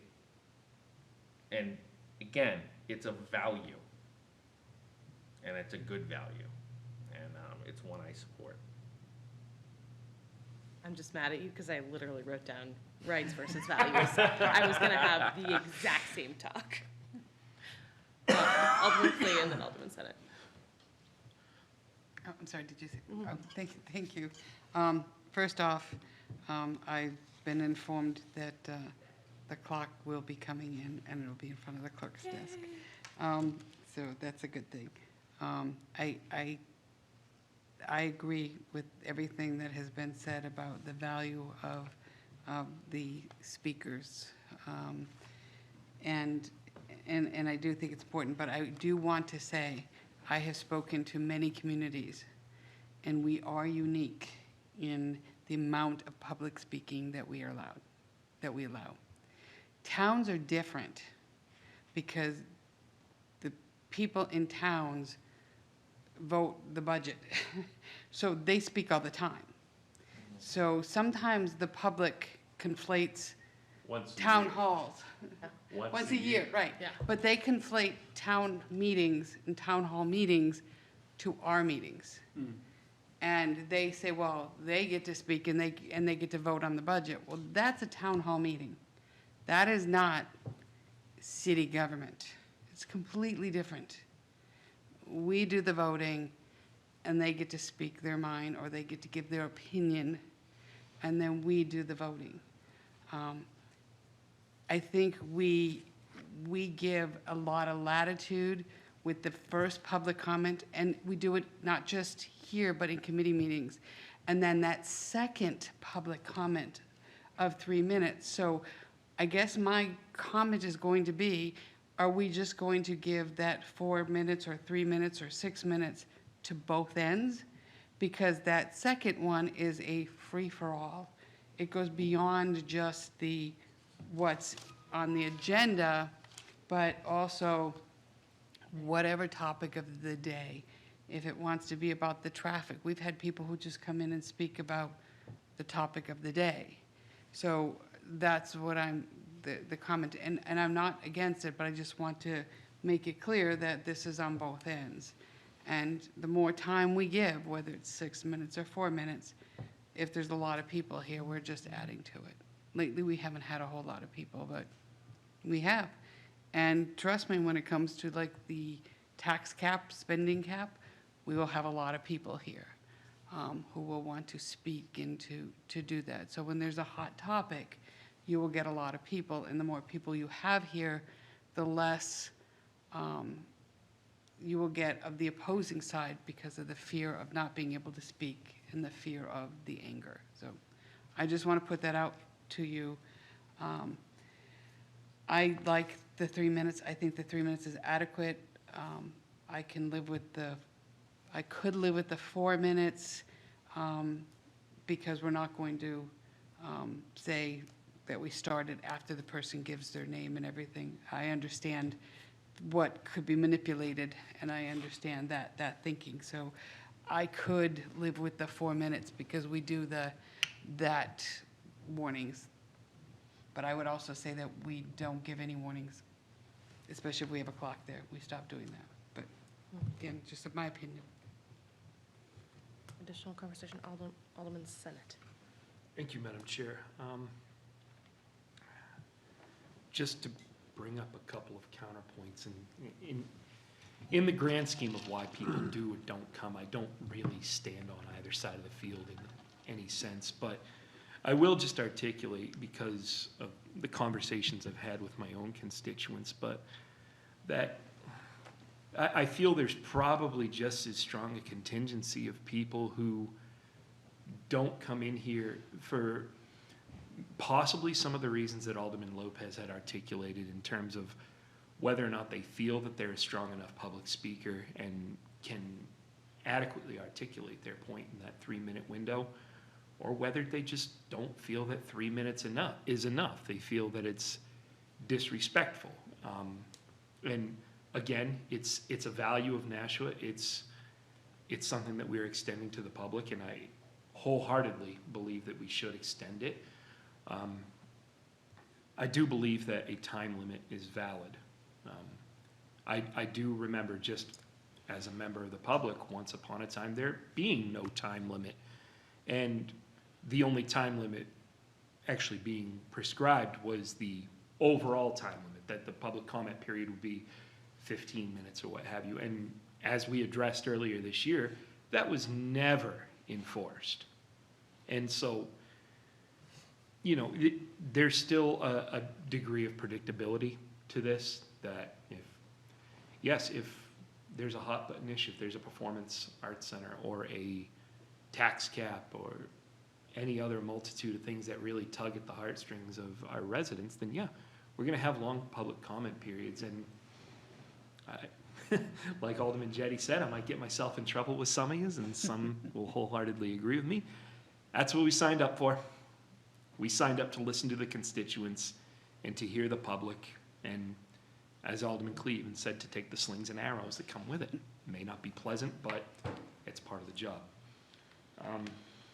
I did look up the ordinance that I had referenced earlier, and the original language did call for 5 minutes. Before that was pared down to 3, I would assume in committee. But I also promised myself I wouldn't get into the weeds here over 30 to 60 seconds, so I'm happy to support a 4-minute amendment. I'd rather see 5, but again, it's 60 seconds. So that's all I've got. All right, Any additional discussion? Alderman Thibodeau, I'm sorry. You're very quiet with it, and I'm like, sometimes I miss it, I'm sorry. Well, Yeah, I'm be not on like the Alderman committee, so- Lopez. Is there an actual amendment on, Yeah, 4 minutes is the amendment on the 4 floor. minutes for both. all right. So I want to make a counter to that. So how do I do that? You'd have to Just ask add- somebody on the committee to do No, that. it's his Oh, legislation, that's so right, he he's the can, prime sponsor. yeah. All right, I'd like to do that. First, I agree 100%. There are much better ways to communicate. You can write an unlimited lengthy email. We can have an hour-long conversation. I agree 100%. I also understand the importance of people coming out, especially if they're coming out for something that's on the agenda versus the open comment time at the end. So what I would like to suggest is a 5 at the front and a 4 at the back. If they're coming out here to speak on something that's being discussed tonight, they need to stay on point, if I understand everything correctly. So that way, we know that it's related to an issue. And if people are taking the time out of their day to come and speak and act on a particular issue, I'd like to recommend 5 minutes for that. And then only go up 1 minute for the public, open-ended, whatever you want to call it, free comment. You've heard the motion, discussion. Alderman Senate. Just so I understand clearly and for the record, 5 minutes for items expected to be acted upon during the first period, and then 4 minutes for the general public comment period at the end of the meeting? Yes. Thank you. For the amendment, discussion on that. All those in favor? Aye. Opposed? Nay. Hands? I think nays had it. Okay. That motion fails. We're back to the original 4-minute amendment, correct? Okay. Correct. Any additional discussion on that? I'm going to say something. I didn't want to interrupt anybody. I'm still leaning in heavily in 3. I think Alderman Lopez was saying, I reluctantly could be pulled around to it, but something that council said was interesting. I was about to make the same speech about rights and values, and I think it's very important that we hear from the public. However, we're having the specials personnel because we had a public hearing until midnight and we had to table all of our stuff and come back. So I think we have to strike that balance of hearing and understanding, and I actually agree, there are times when I hear something in public comment that, helps clear something up in my mind. So I definitely don't think we should get rid of it, but we are here to do a job, and as the night gets on, it gets harder and harder. I am not a night owl, but I think that's something to think about as well. So you've heard the motion. All those in favor? Aye. Opposed? Nay. Nay. The ayes have it. All right. Right? Or were Yes. were we Motion tied? is now to recommend final passage as As amended. amended. So that was 3 yeas and 2 3 to nays? 2. Okay. It was 3-2. It was me. Yeah. Okay. And what are we at? We're 3.5? we are 4. 4. 4. 3.5. All right, so the motion now is to recommend final passage as amended. Any additional discussion? All those in favor? Aye. Oh, He- did you have your hand up? I did the quiet hand again. Well, mine's general, it doesn't probably have any bearing on the vote of this. Is more to Alderman Lopez's comment about people utilizing the opportunity,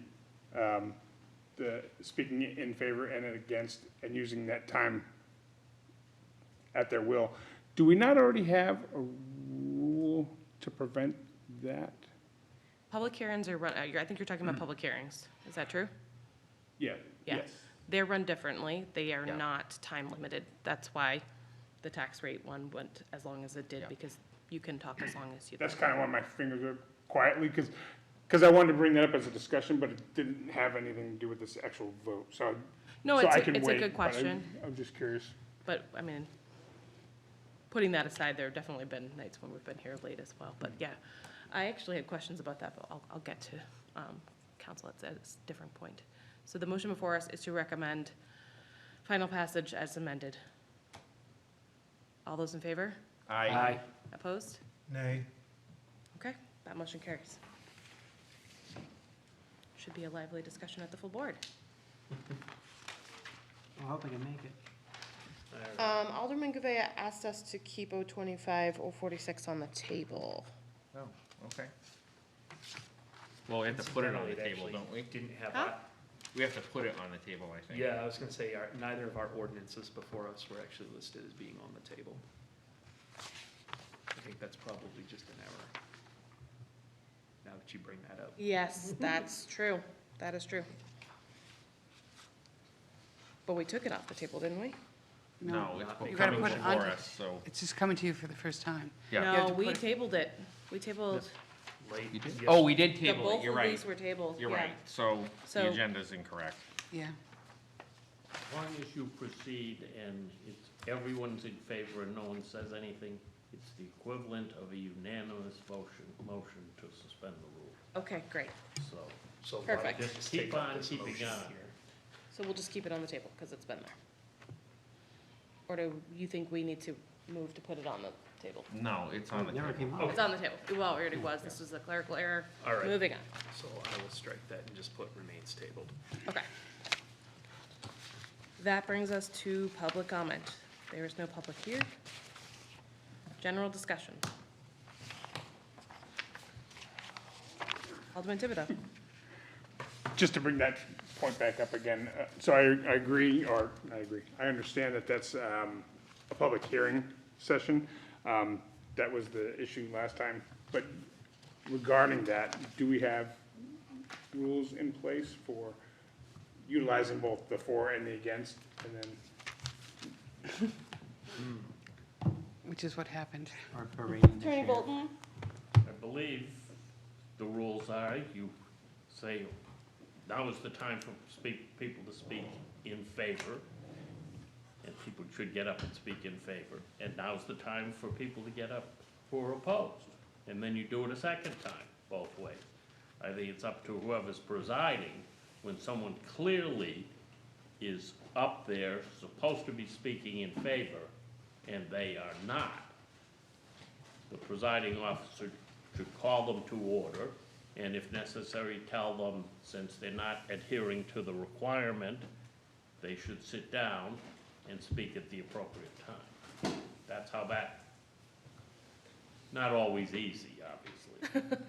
As the presiding officer of the meeting in discussion, It's not easy, particularly when the person speaking is not honestly admitting that they're there in one capacity or the other. It only becomes clear when they're speaking at the inappropriate time. And,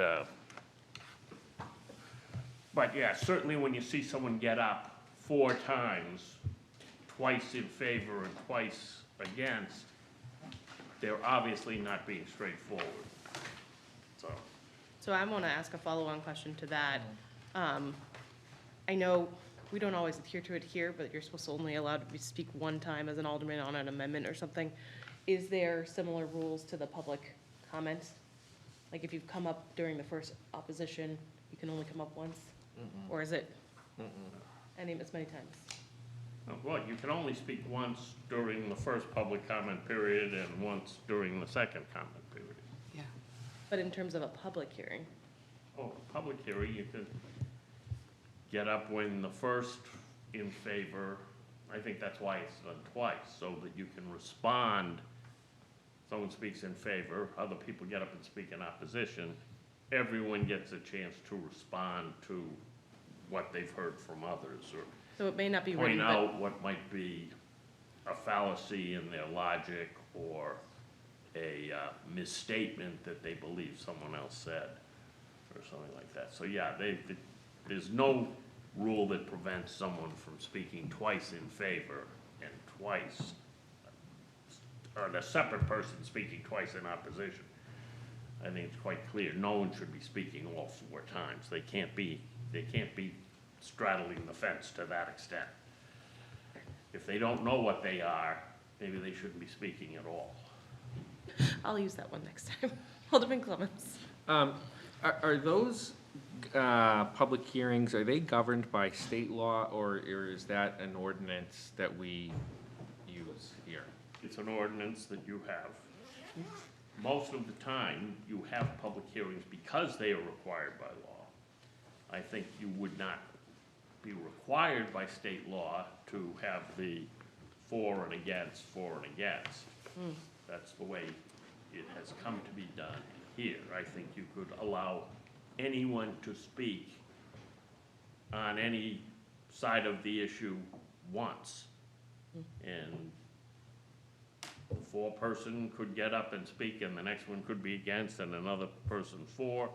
In that case, I would think you'd let everyone speak just once. Alderman Clemens. Thank you for that point. I think that's a valid thing to look into.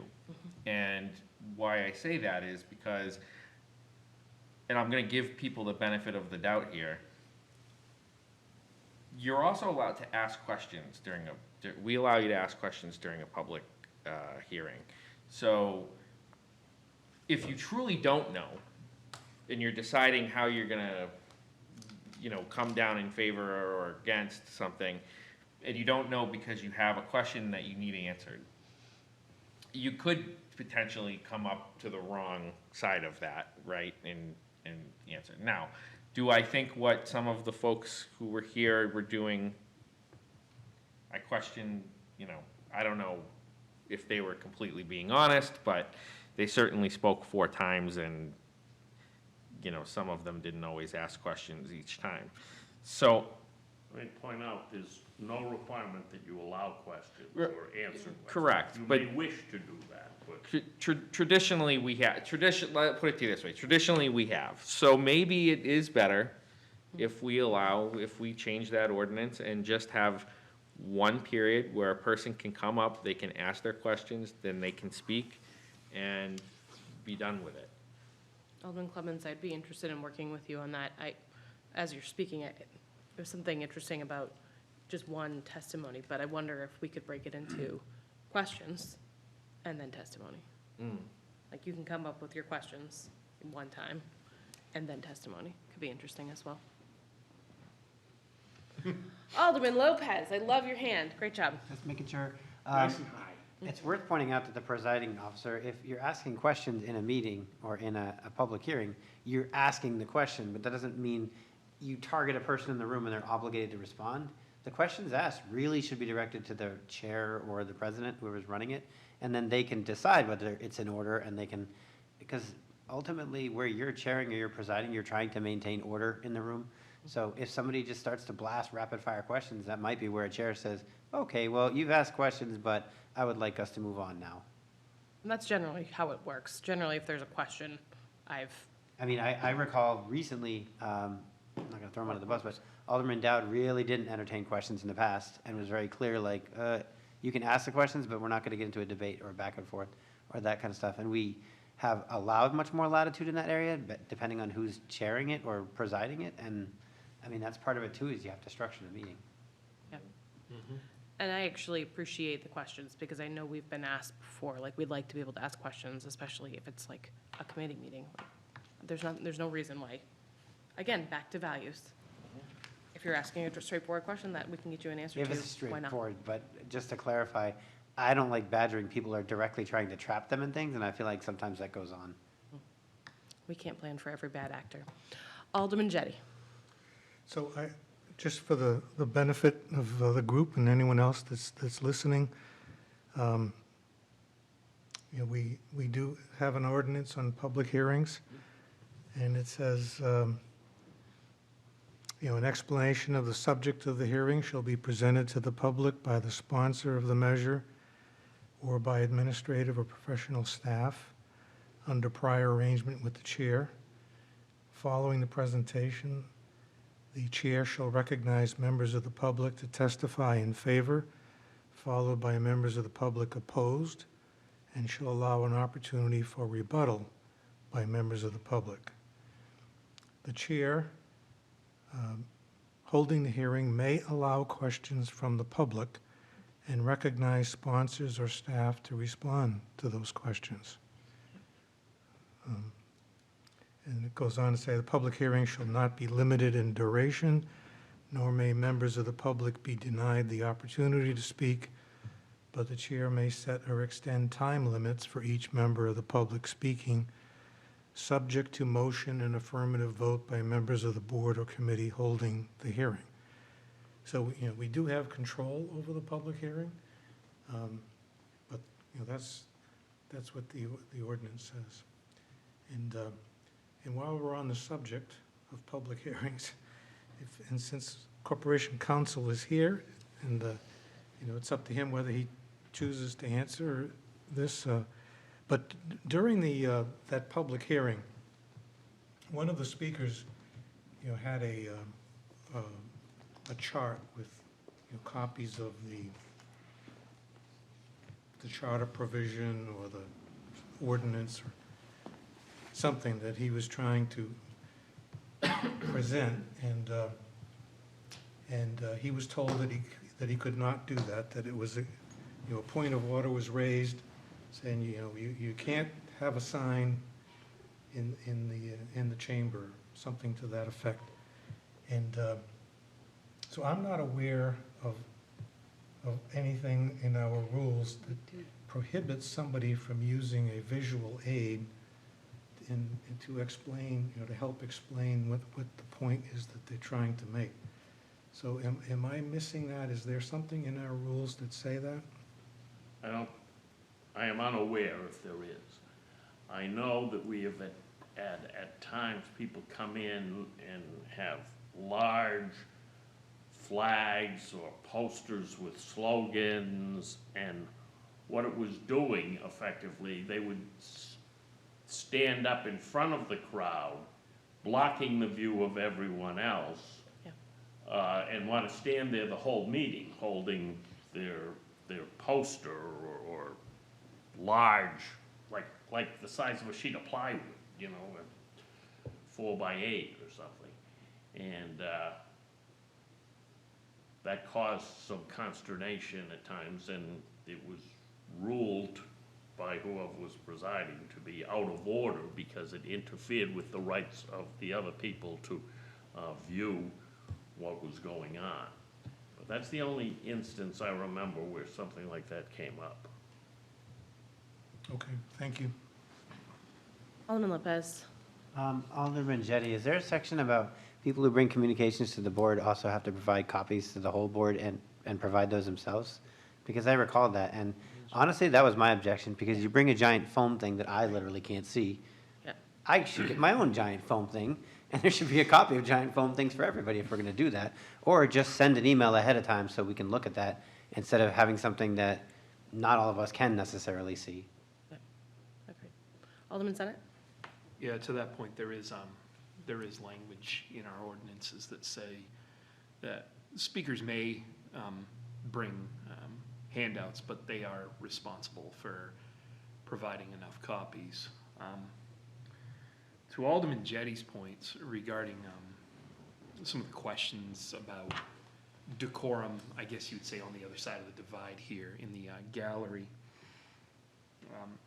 I think that warrants a deeper look, and I'd certainly be willing to go digging, because what's more fun than digging in our revised ordinances? But I know our neighbors 20 minutes north of us in Manchester actually had to undertake this recently as a voted upon rule within their own chambers, probably for a similar reason that I think some of us thought about that this past year, because like us, they were seeing a large contingency of folks coming out to speak on a particular national topic, and many of those folks were bringing signs and flags, and it became a point of contention there, and ultimately that had to be a decision that was made by their Board of Mayor and Aldermen.